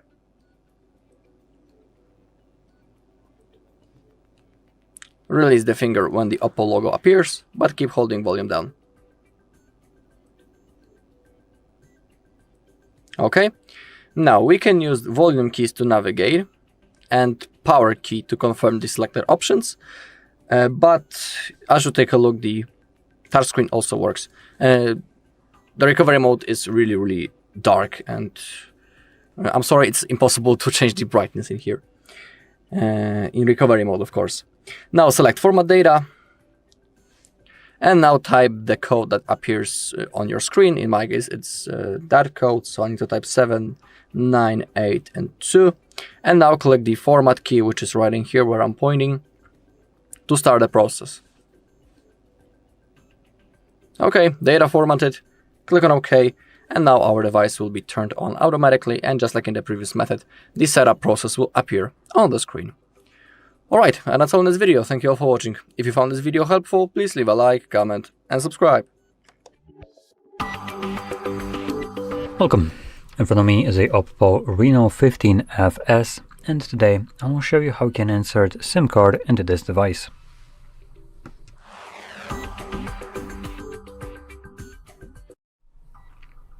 So, to get started, you'll want to grab a SIM eject tool similar to this one, which will come provided with the device in the box. Now, truthfully speaking, it won't look as fancy as this one. More likely, it will look something like, if I can grab it, oh, there we go, something like this. Just a crappy little piece of metal. But if you can find either one of those, what you could use is a paper clip, straighten out one of the ends, and if it has that plastic wraparound, you can just cut it off, and it should work almost as well as this. Now once you've either one of those, you can pop out the tray, which is located at the bottom of the device, right over here. Now there is 2 different holes around this SIM tray. What you want to do is utilize the one that is closer to the corner. If you poke this one, that's a microphone, but don't worry, you didn't damage it. So there we go, finding the insert area, you want to push it in, and when you do, you can see that the tray pops out, enough for you to pull it out. Now on the tray we actually have space for SD card as well, so I'm gonna grab that one for it too.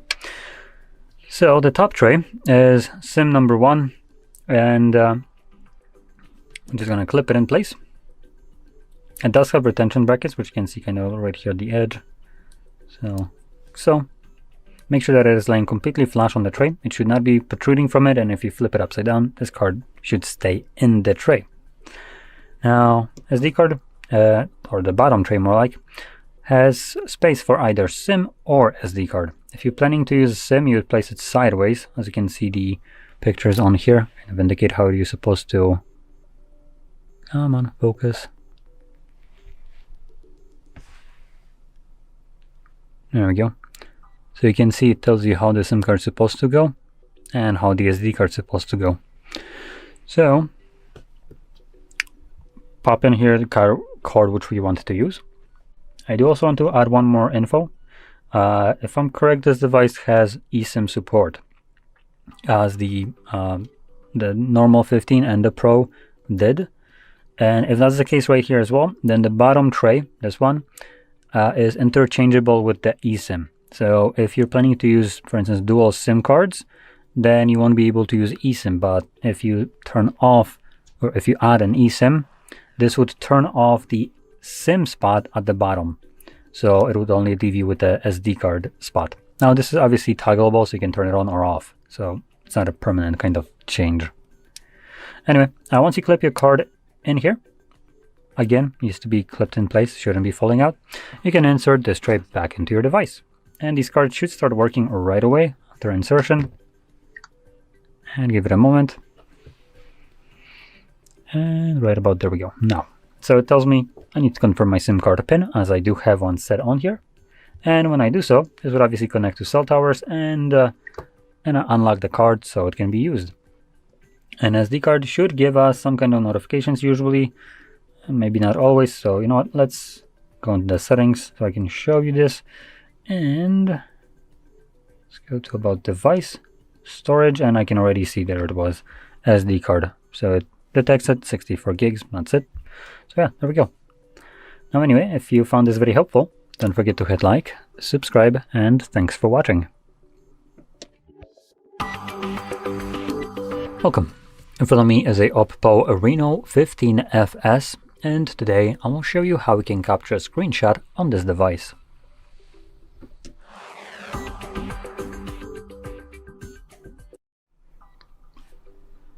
So, to get started, you will want to open up content that you wish to capture so it's visible on your home screen, or no, maybe not on your home screen, but on your screen, and I will be using my home screen as an example for this.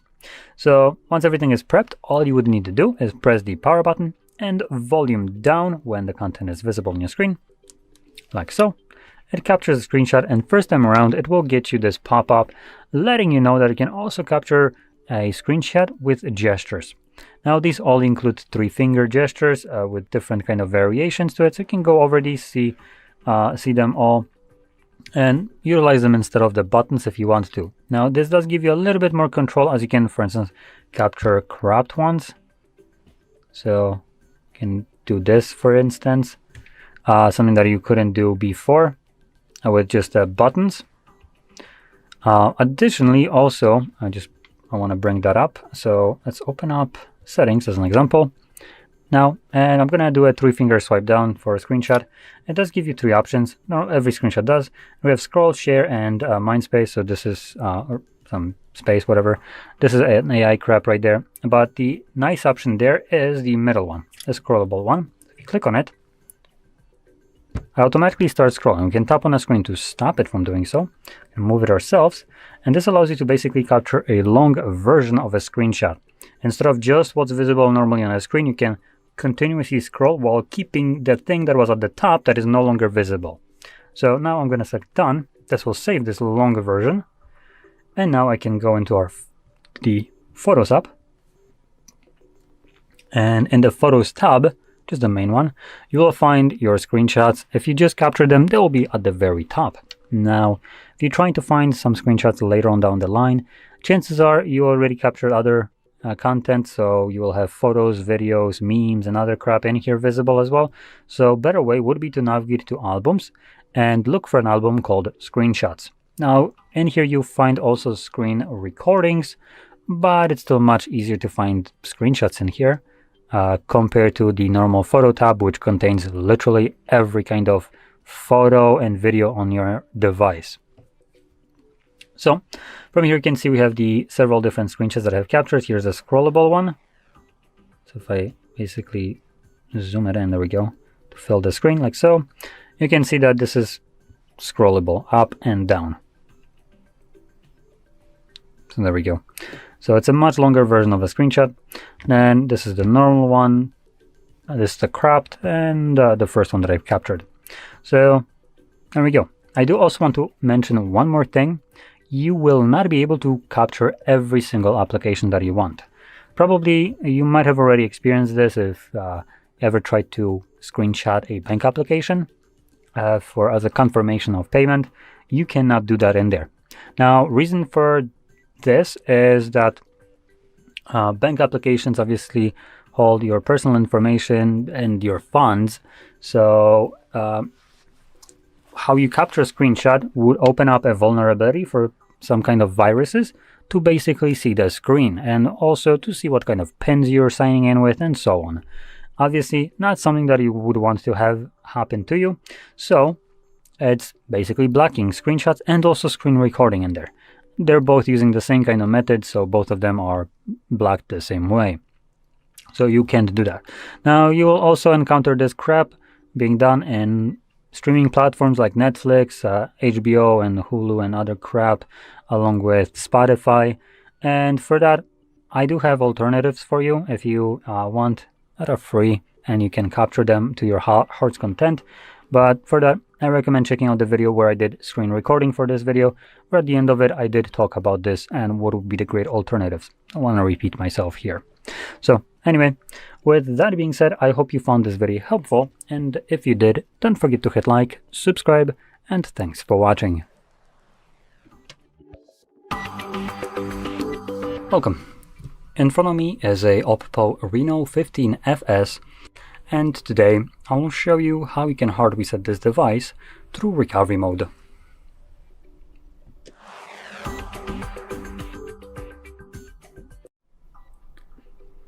Now, before I actually start the reset process and show you how to do it, I do want to quickly mention a couple important things. So number one, you can do this kind of reset in order to get rid of a screen lock if you have one set that you don't know. I have a pattern for this.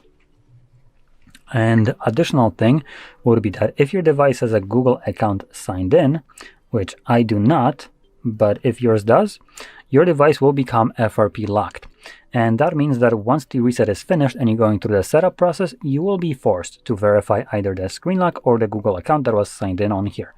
And if you can't verify at least one of those, you won't be able to finish up the setup, which would otherwise mean that you're stuck with a brick with the display. So I do also want to maybe ease your mind a little bit.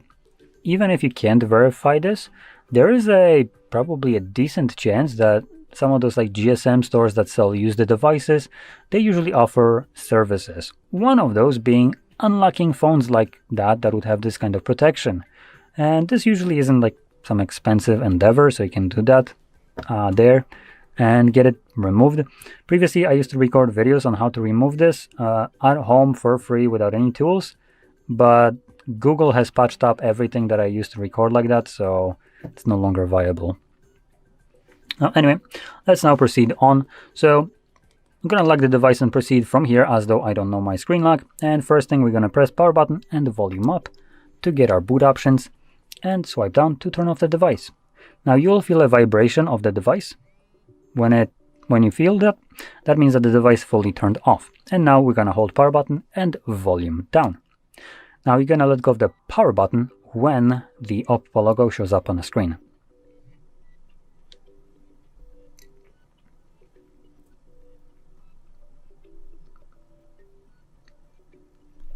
From here, you want to select English language, which I'm going to expose the image so you can see it actually. There we go.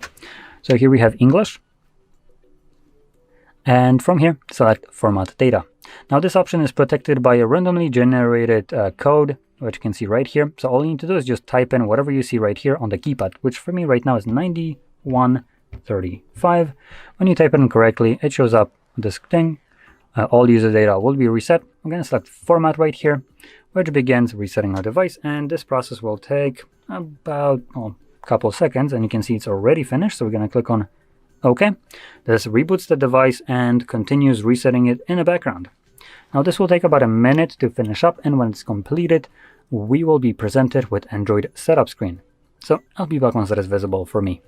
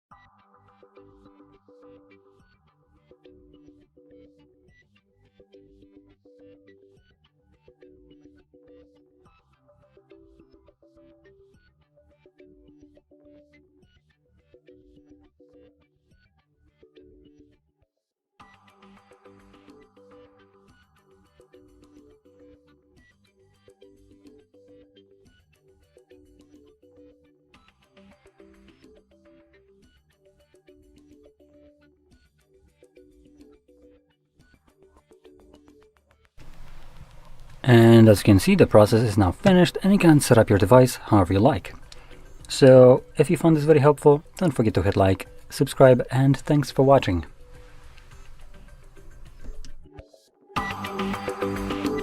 Welcome. In front of me is a OPPO Reno15 FS, and today I will show you how you can enable and set up your portable hotspot.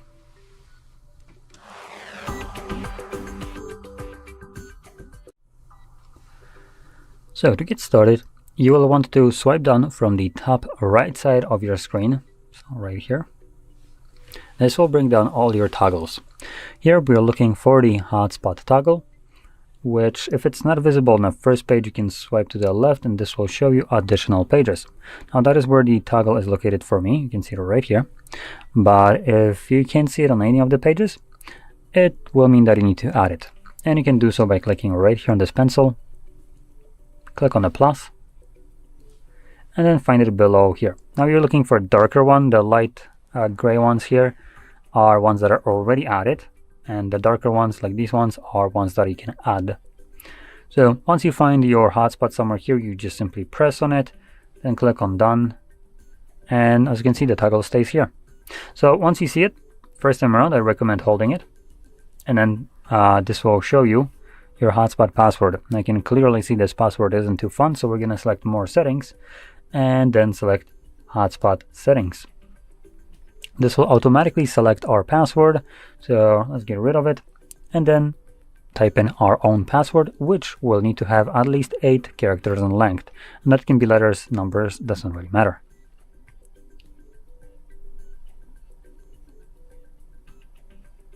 There we go.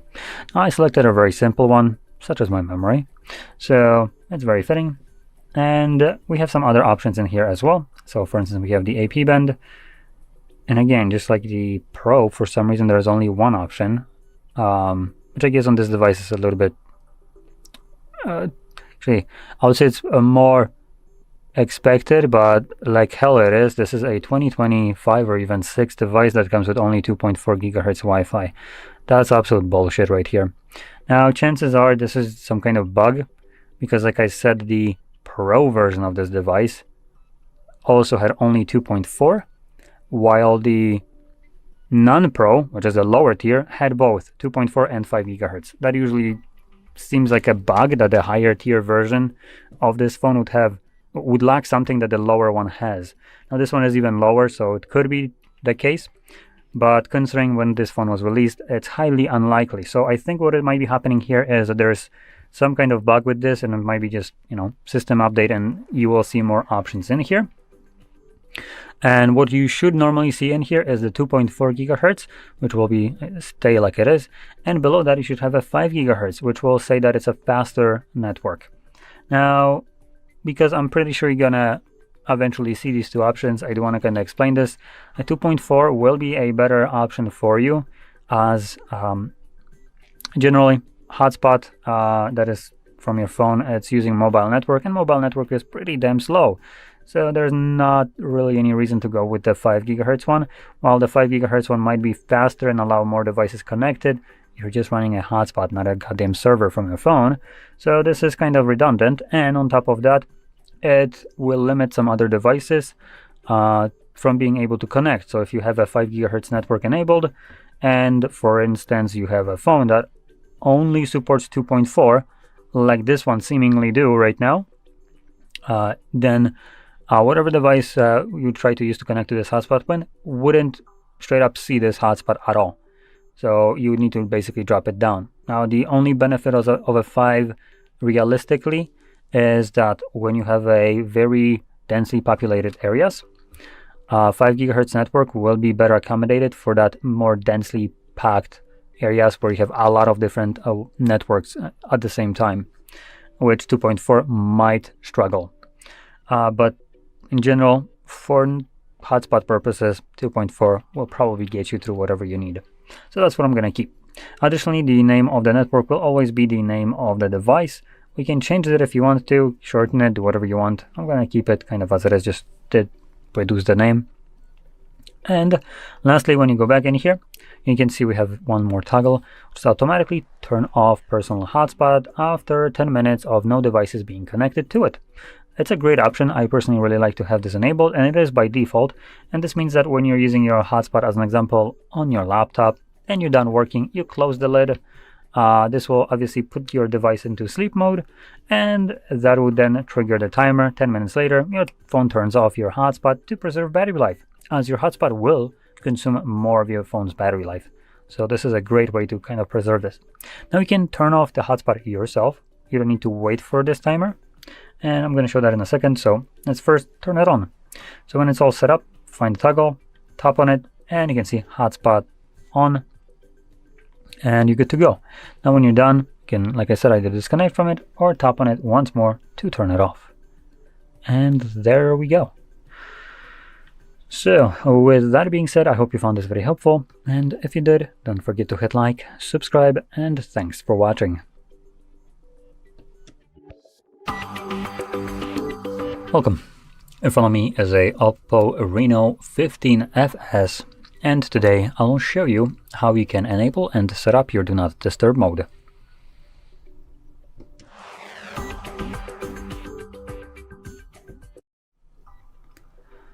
So, to get started, you will want to swipe down from the top right side of the screen, right over here, like so, and look for the Do Not Disturb mode. For me, it's visible on the first page right over here. Now, this is the default location of all these toggles, so on your end, it should be in the same place.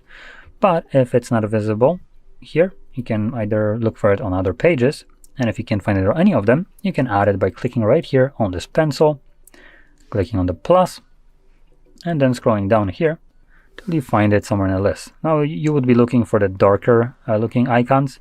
The lighter ones like these here are ones that are already added to our list. And once you find your Do Not Disturb mode, you just simply click on it, gets added, then click on the done right here twice, and this toggle is now added to our list. So once you see it in here, first time around, I recommend holding it. When you do, this gets you this pop-up, Do Not Disturb mode, and here we're going to select more settings. And this will take you to a relatively limited options page right here for the Do Not Disturb mode, but one of the more important ones will be exceptions. Here we can choose exception for calls and messages at the same time, and you have choice between no one, everyone, contacts, and favorites. Most devices do have the distinction of like giving you these options between calls and the messages, not both at the same time. But here you have to choose the same option for both. Now, whatever you choose right here, so as an example, if I select none, you have an additional toggle right below, ring for repeated calls. Now, when enabled, if someone calls you twice within a 3-minute period, which typically I would say would equate to an emergency, they will bypass whatever you have selected right here. So if you want to be basically receive a call because someone has an emergency, that's why they're spam calling the shit out of you, this might be a great option to turn on. Additionally, above there, for the settings, we have one more that would be relatively important to some people, which is the schedule mode. There is usually one pre-made called sleeping and starts at 10 p.m. ends at 7 a.m. and runs every single day of the week, but it is turned off by default. So if you want, you can either turn it on, you can also tap on the text to edit the parameters, so we can change the start and end time and change the days of the week or name. And additionally, we can create multiple different schedules to run at the same time. As you can see, when you create ones, they automatically become enabled, as in like toggled on in here. Not the Do Not Disturb mode isn't going to turn itself on right now because it is supposed to start at 10 p.m. So anyway, that's kind of like an automatic way to use your Do Not Disturb mode. But for everyone else who wants to use it manually, once everything is set up in here, you don't ever have to go back there again. So from there, you just find the toggle and simply tap on it. It gets you this pop-up in Do Not Disturb mode. You will receive notifications for alarms and timers and calendar events. And also something that isn't labeled here is calls and messages, depending on what you have selected. So additionally, the don't show or don't remind again is toggled on box. So when you turn that on, this box doesn't show up again ever. And you can see it's now enabled. So once you're done with it, you will need to remember to turn it off. This mode otherwise will run indefinitely in the background. Now there is a little bit of a workaround to this.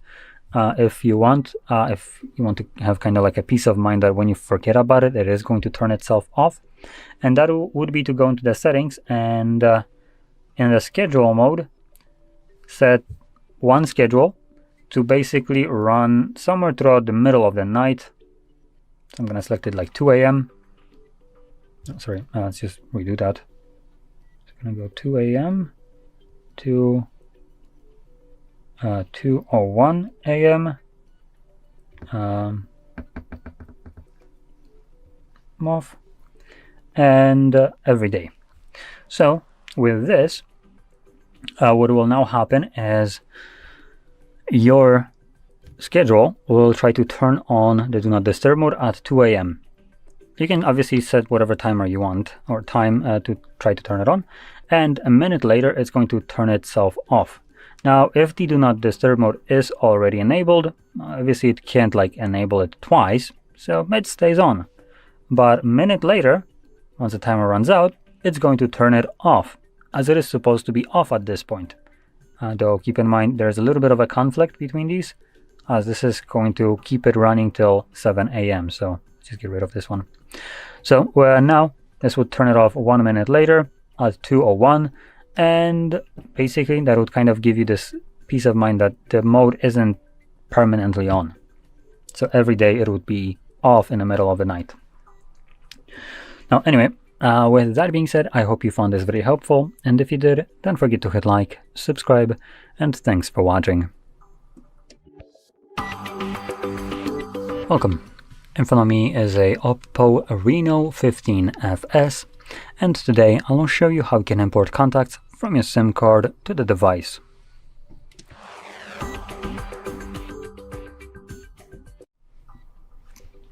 So, to get started, you will want to open up the standalone contacts application, which will be located in the Google folder. And in here, first thing you will get when you open it up is this crappy pop-up, allow contacts to send you notifications. No, we're not going to be allowing that. Now it's referring to the application itself, not the contacts in it. So there's no reason why the application should ever send you notifications for any reason. It's there to store contacts and nothing else. So obviously don't allow. And next we're going to navigate to Organize tab right here and select Manage SIM. This will display all the contacts on your SIM card. For me it's only 3. And you can deselect contacts that you don't want by just tapping on the checkbox right there. If some of the contacts are already deselected for you and grayed out, don't worry, these contacts exist in the location that you're trying to import them to. Now for me, I don't have an option to change it, but in most circumstances you will, as you most likely have a Google account signed in. And because this is a Google application and Google wants all your damn data, it's automatically prioritizing itself, so it's selected by default itself. And this dropdown will be somewhere right here. So right between your first contact and the manage SIM text, you will have like a little bubble. You can tap on it and change the import location to, for instance, your device, which I do recommend. And I'm going to get a little bit more into depth into this a bit more in a moment. But that's one way that you can change it. Some newer contacts application have it changed, so you have a pop-up at the bottom right here instead of right here. So if you have it in a different place, you will have something here, and it will, the default option will be device and Google account, and then under more, because of course these can't hit a single option under more, because more could have been substituted by the other option, but that other option is device only. And just FYI, this page takes about this much, and these cunts had the audacity to put it under more, and when you press on it, it literally extends by this much. So great, that's fantastic. They're designed there to basically try to steal personal information from people that have never consented to this. So that brings me to what I was going to say. When importing contacts, the reason I recommend moving them to the device is because this isn't going to the cloud at that point. Now there's a drawback to this, as whatever contacts you import on this device won't show up on other devices, but I consider this to be a good thing myself.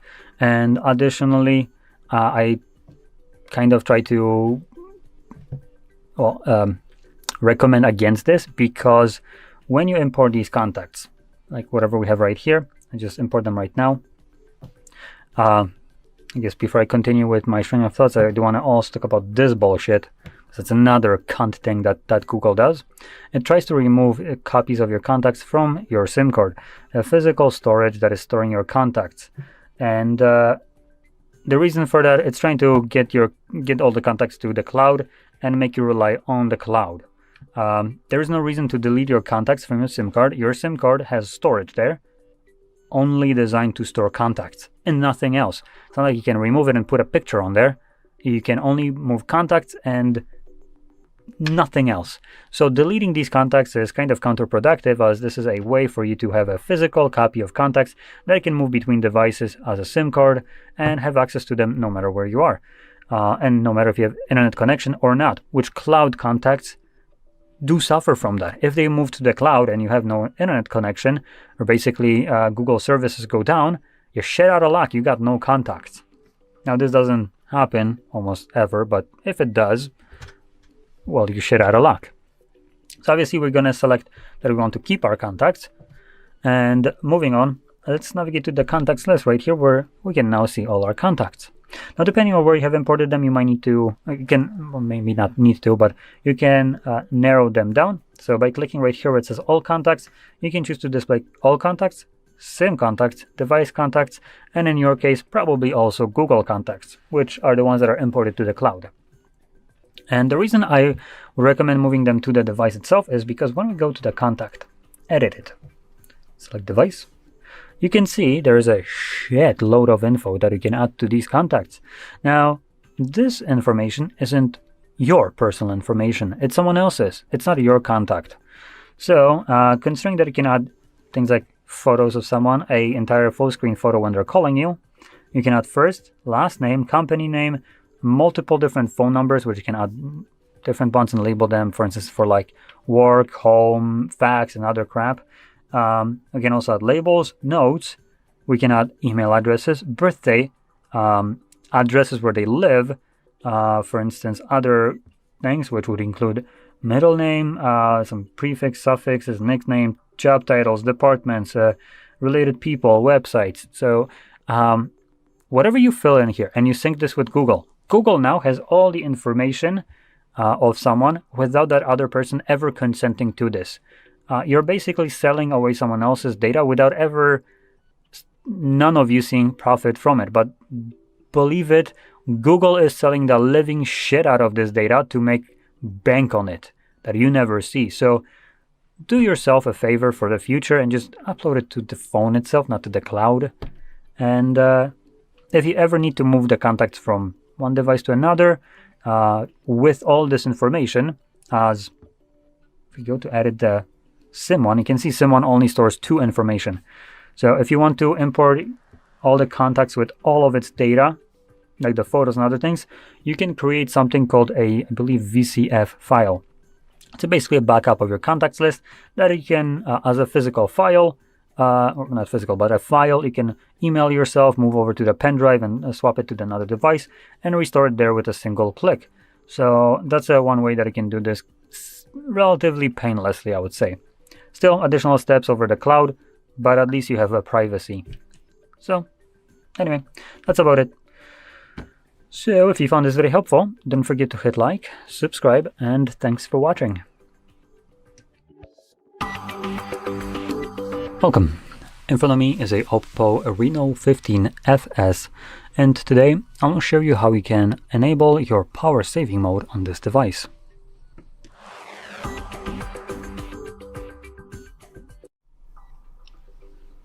So, to get started, you will want to swipe down from the top right side of your screen, which is your toggles. And in here, obviously, we're looking for the power saving mode.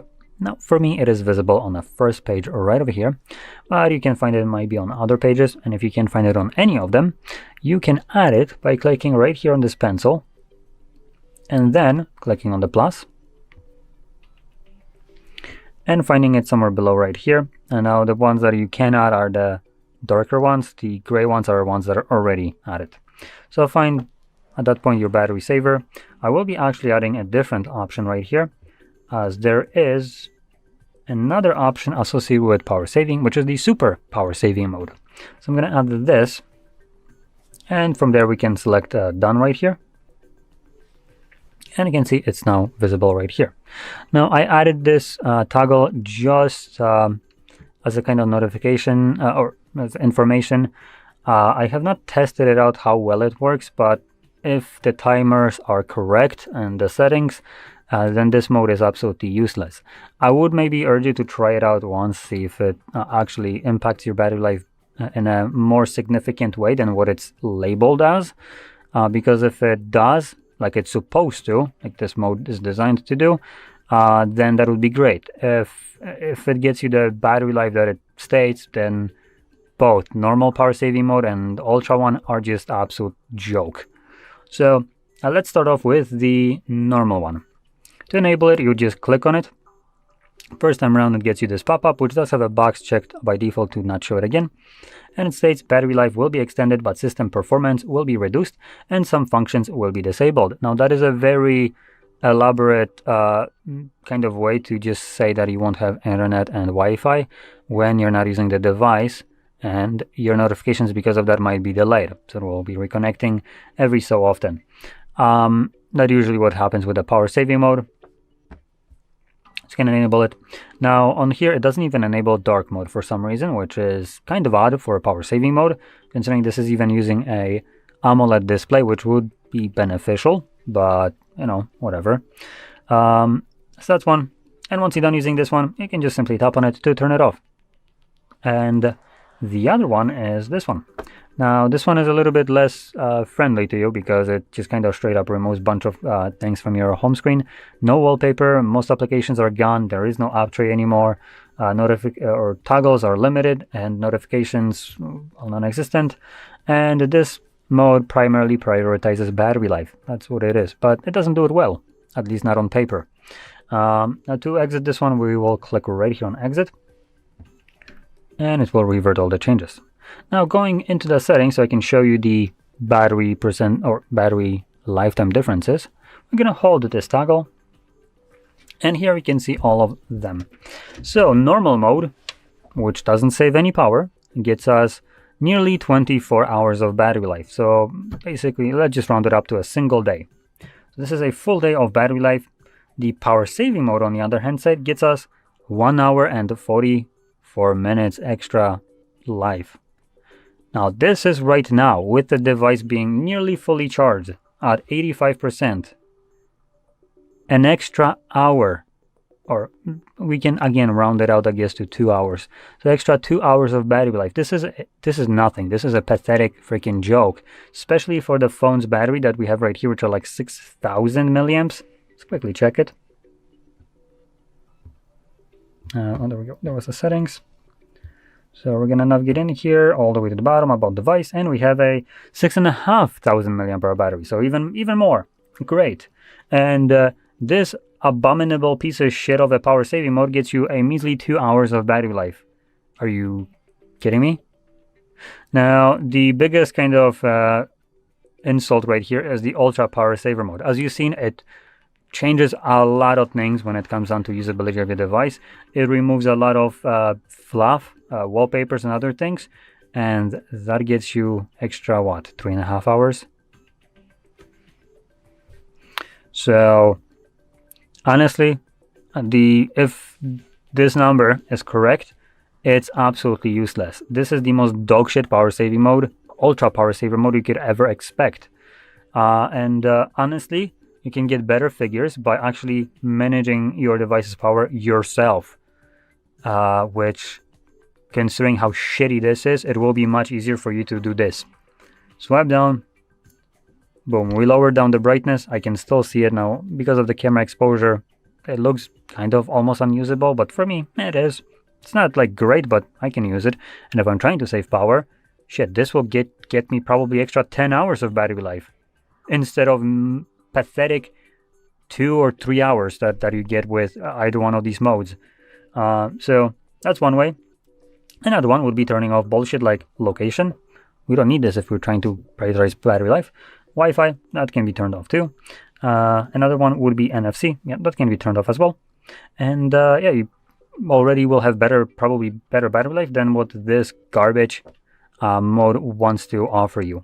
Now, just to put that out there, other devices which do have this mode, they get you like triple the battery life. So if, for instance, power saving mode gets you 25, you'd be getting like 90 hours of battery life with the ultra power saver mode. That's the number that you should be expecting, and not this insult of what is labeled as a power saving mode.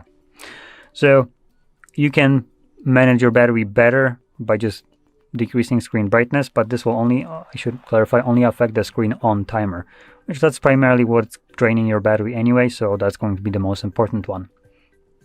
And another one that you can do, which wasn't actually in there, to preserve battery life, if you have that enabled, would be going to settings, display and brightness, and wait, sorry, it's not display and brightness, it's going to be home screen, style, and lock screen, whatever. And in here, we're going to scroll down, always on display, and you want to turn that off if it's enabled. And there we go. Those options will get you better battery life than the power saving mode would ever. So with that being said, I hope you found this very helpful, and if you did, don't forget to hit like, subscribe, and thanks for watching. Welcome. In front of me is a OPPO Reno15 FS, and today I will show you how you can hard reset this device through settings.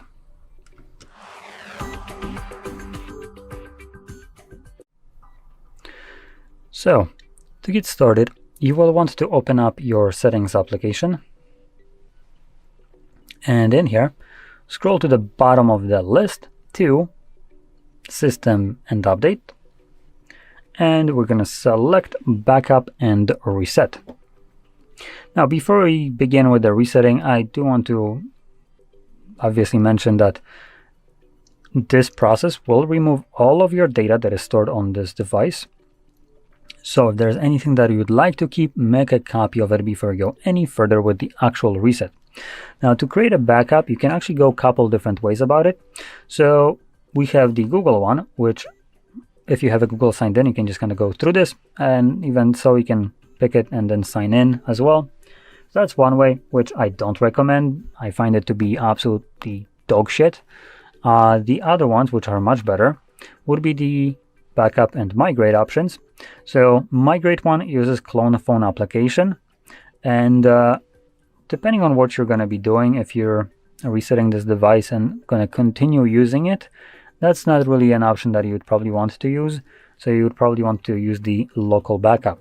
Now, if you are upgrading this device in the future, maybe, then clone phone will be a superior option. Now, this option can be realized through Phone Clone as an app itself. If your new device will be OPPO, OnePlus, Vivo, or Realme. One of these four has all of them use the same kind of application for this, as this is owned by a single company, single parent company. So for, I guess, just simplicity, they have the same application for all of them. The only difference is, for instance, like OnePlus One has a different color to it, as it's red and black. But it's still the same, and you can still connect these devices together. So this would get you like the nicest way to move over your data, as you can move everything, including things like call logs, messages from messaging applications, and everything else, like your applications, your photos, videos, and all that stuff. And I'm kind of clarifying this because, for instance, Google allows you to migrate as well.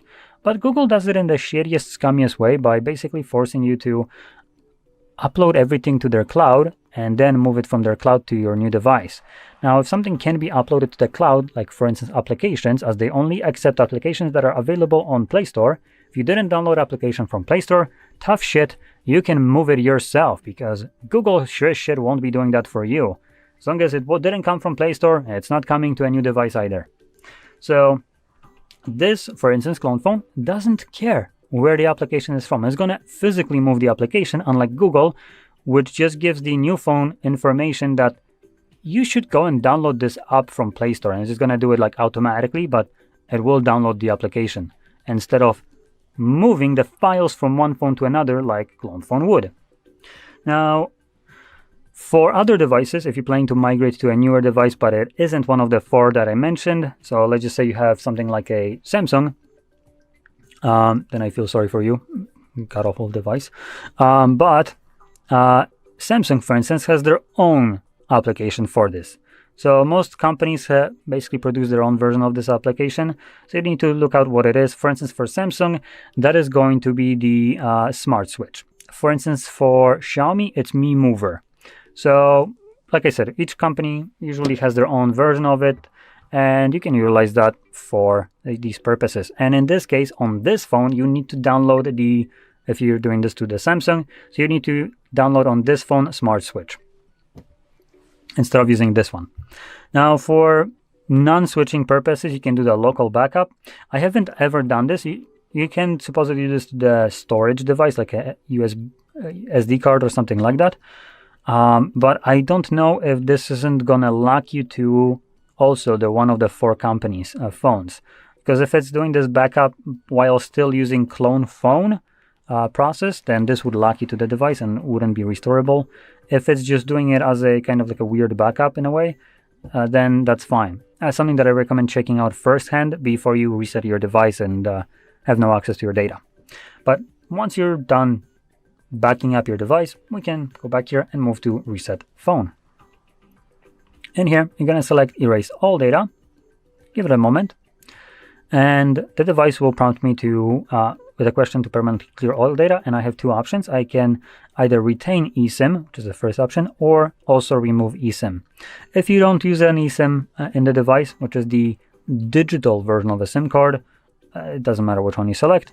If you do use an eSIM, I guess this will depend on what you want to do with the device. If you're resetting it just for the sake of resetting it and then continue using it, probably retain it. If you're resetting it because you got a new phone, then remove it. I'll be selecting Remove. Now, it gives us another info, which it kind of goes over what I already talked about, so clear all data. All data, including your eSIM information, will be cleared permanently. This operation cannot be undone, but won't cancel any mobile service plans. Anyway, we're going to select Clear, as our device should have already been backed up. Now, the device will begin resetting itself right now, and this process will take probably like a minute or so to finish up. And when it's completed, we'll be presented with Android setup screen. So I'll be back once that is visible for me.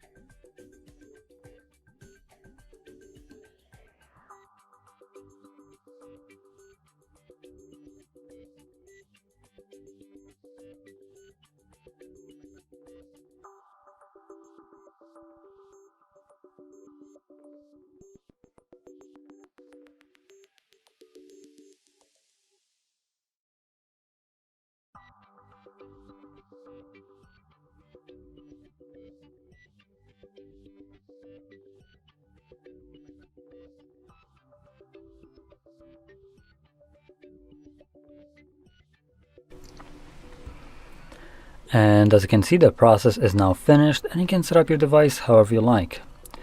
So if you found this very helpful, don't forget to hit like, subscribe, and thanks for watching. Welcome. In front of me is a OPPO Reno15 FS, and today I'll show you how you can record screen on this device.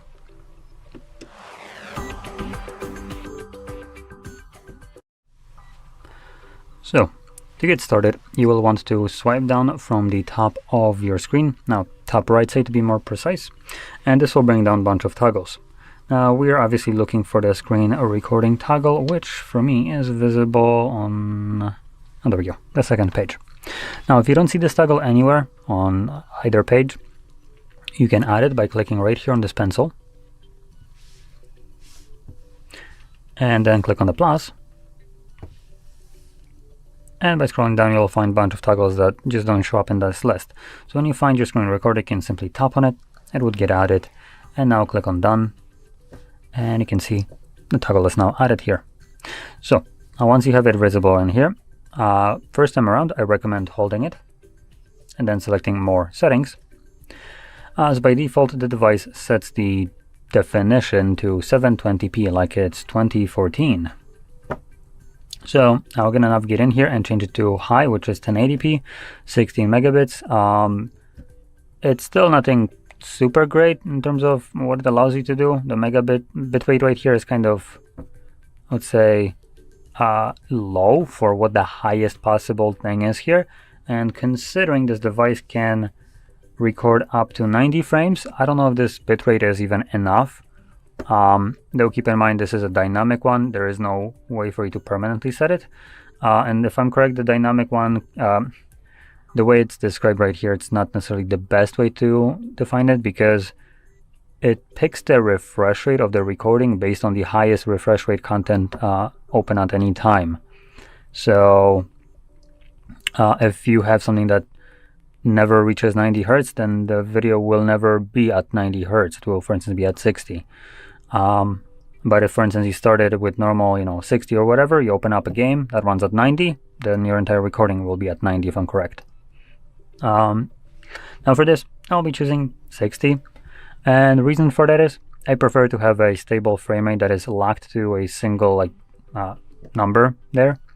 And 60 is the better option over 30, number one. And number two, it's the widely used kind of refresh rate, either through most monitors, if they're not gaming ones, and through YouTube. YouTube only displays at 60. So obviously, this is the go-to option for me. Now, there are some other options in here, so you can check them out, maybe toggle them on or off depending how you like it. And once you've done everything that you want to do in here, changing the settings, you can close this up and then find the toggle once more and tap on it. This will, first time around, ask you for access to audio, or more precisely to microphone, so we're going to select while using the app, and then select get started here. And this window will pop up every time, letting you choose the audio being recorded. Now, this was also in the settings, but I didn't bother talking about it, as it does show up every time here. So you can adjust what kind of audio will be recorded, and we have the options between system and the microphone. Now, I can record both of them at the same time, but if you're planning to do that, I recommend using headphones, for instance, as when the device is recording system sound, it's actually doing it internally. It's not like speaker-wise recorded. So this would usually mean that when your speaker actually makes noise, the microphone will pick that sound up second time, which might create an unwanted echo effect. Now I'm going to keep it as it is, not changing anything here, so let's select start recording, and this begins automatically recording, you can see right here. And whatever you'll do right now will be recorded by the device. Now on this phone we do have a couple applications which I do want to showcase, just a bullshit kind of corporate overreach, I would say. So let's start with ones that actually work, like for instance clock.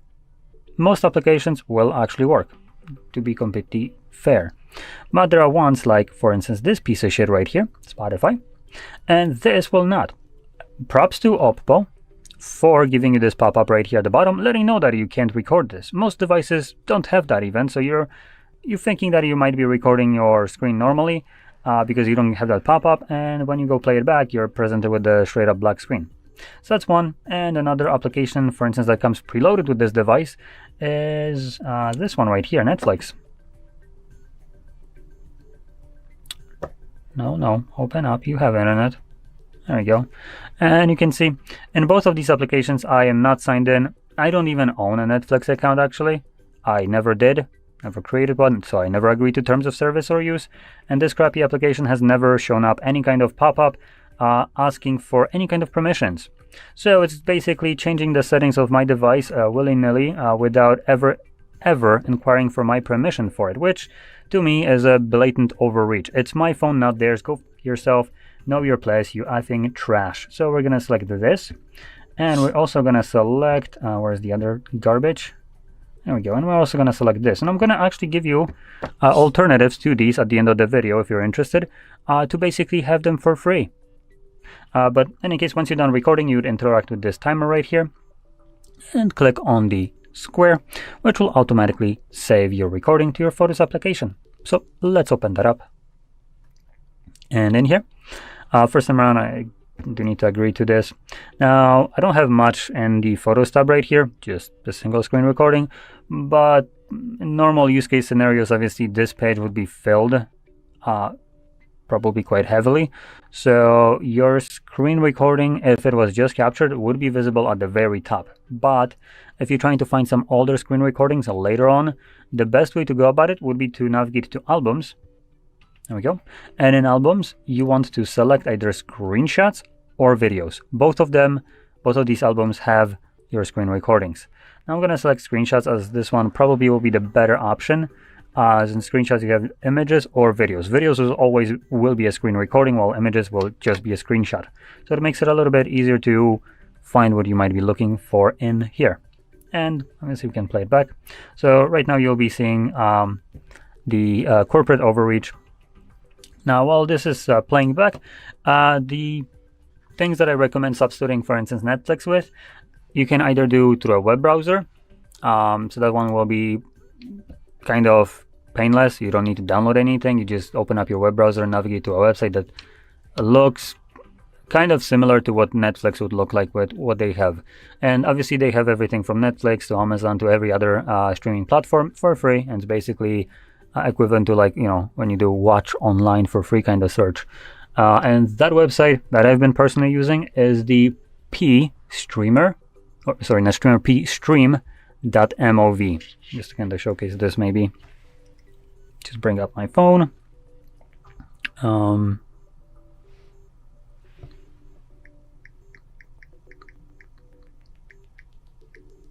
There we go. So something like this. You can see the link right here.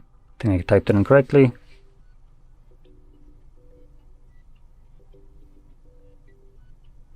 And here we go. It loads up, and I can just open up any one of these videos, TV shows, movies, and I'm good to go. It loads pretty quickly. Now you might need to download an extension, which will make the application work a little bit better from my experience, but it's still great. Now for music, for instance, instead of like Spotify, you can use something like YouTube Music, though not specifically that. I'm talking about the revamped version of it, which is the one that basically allows you to use it for free without subscription, and it acts as though you have a subscription. And there's also a YouTube version of it for videos, which allows you to do background playback and all that jazz, which is pretty damn cool. So highly recommend checking those out. Considering corporations don't give it two shits about your privacy right here and your permission, why should you ask theirs? And when it comes to places like Spotify, these cunts started their company from piracy, so it's kind of ironic that they have the audacity to block your screen recorder without ever even asking permission for it, to probably prevent themselves from piracy. Now, one last thing to mention, which I should have probably done a little bit earlier, this feature itself, as it is a feature, believe it or not, on Android, is designed to protect the privacy and security of the user. I know, it doesn't, unbelievable, considering how it's being actually used. But if you consider use of something like a bank application on your phone, this application will also use. Every bank application does have this implemented. So again, screen recorder screenshots cannot be taken in such an application. And this is done to protect you, as if you imagine that you have some kind of malware on your device that can screen pin, basically see what kind of pins you're using in your bank, that would basically present a massive vulnerability to your bank account. So obviously they're blocking it. And in this case, it is very beneficial to you. It might be annoying a little bit sometimes if you want to, for instance, screenshot a confirmation of a payment, but you can always just download it. Bank applications do have that option, but it is protecting you nonetheless. Again, it doesn't really ask for your permission to do this. It just does it, kind of like it does right here as well. But the feature itself, it is designed to protect you. It's just not always being used that way. So anyway, with that being said, I hope you found this very helpful, and if you did, don't forget to hit like, subscribe, and thanks for watching.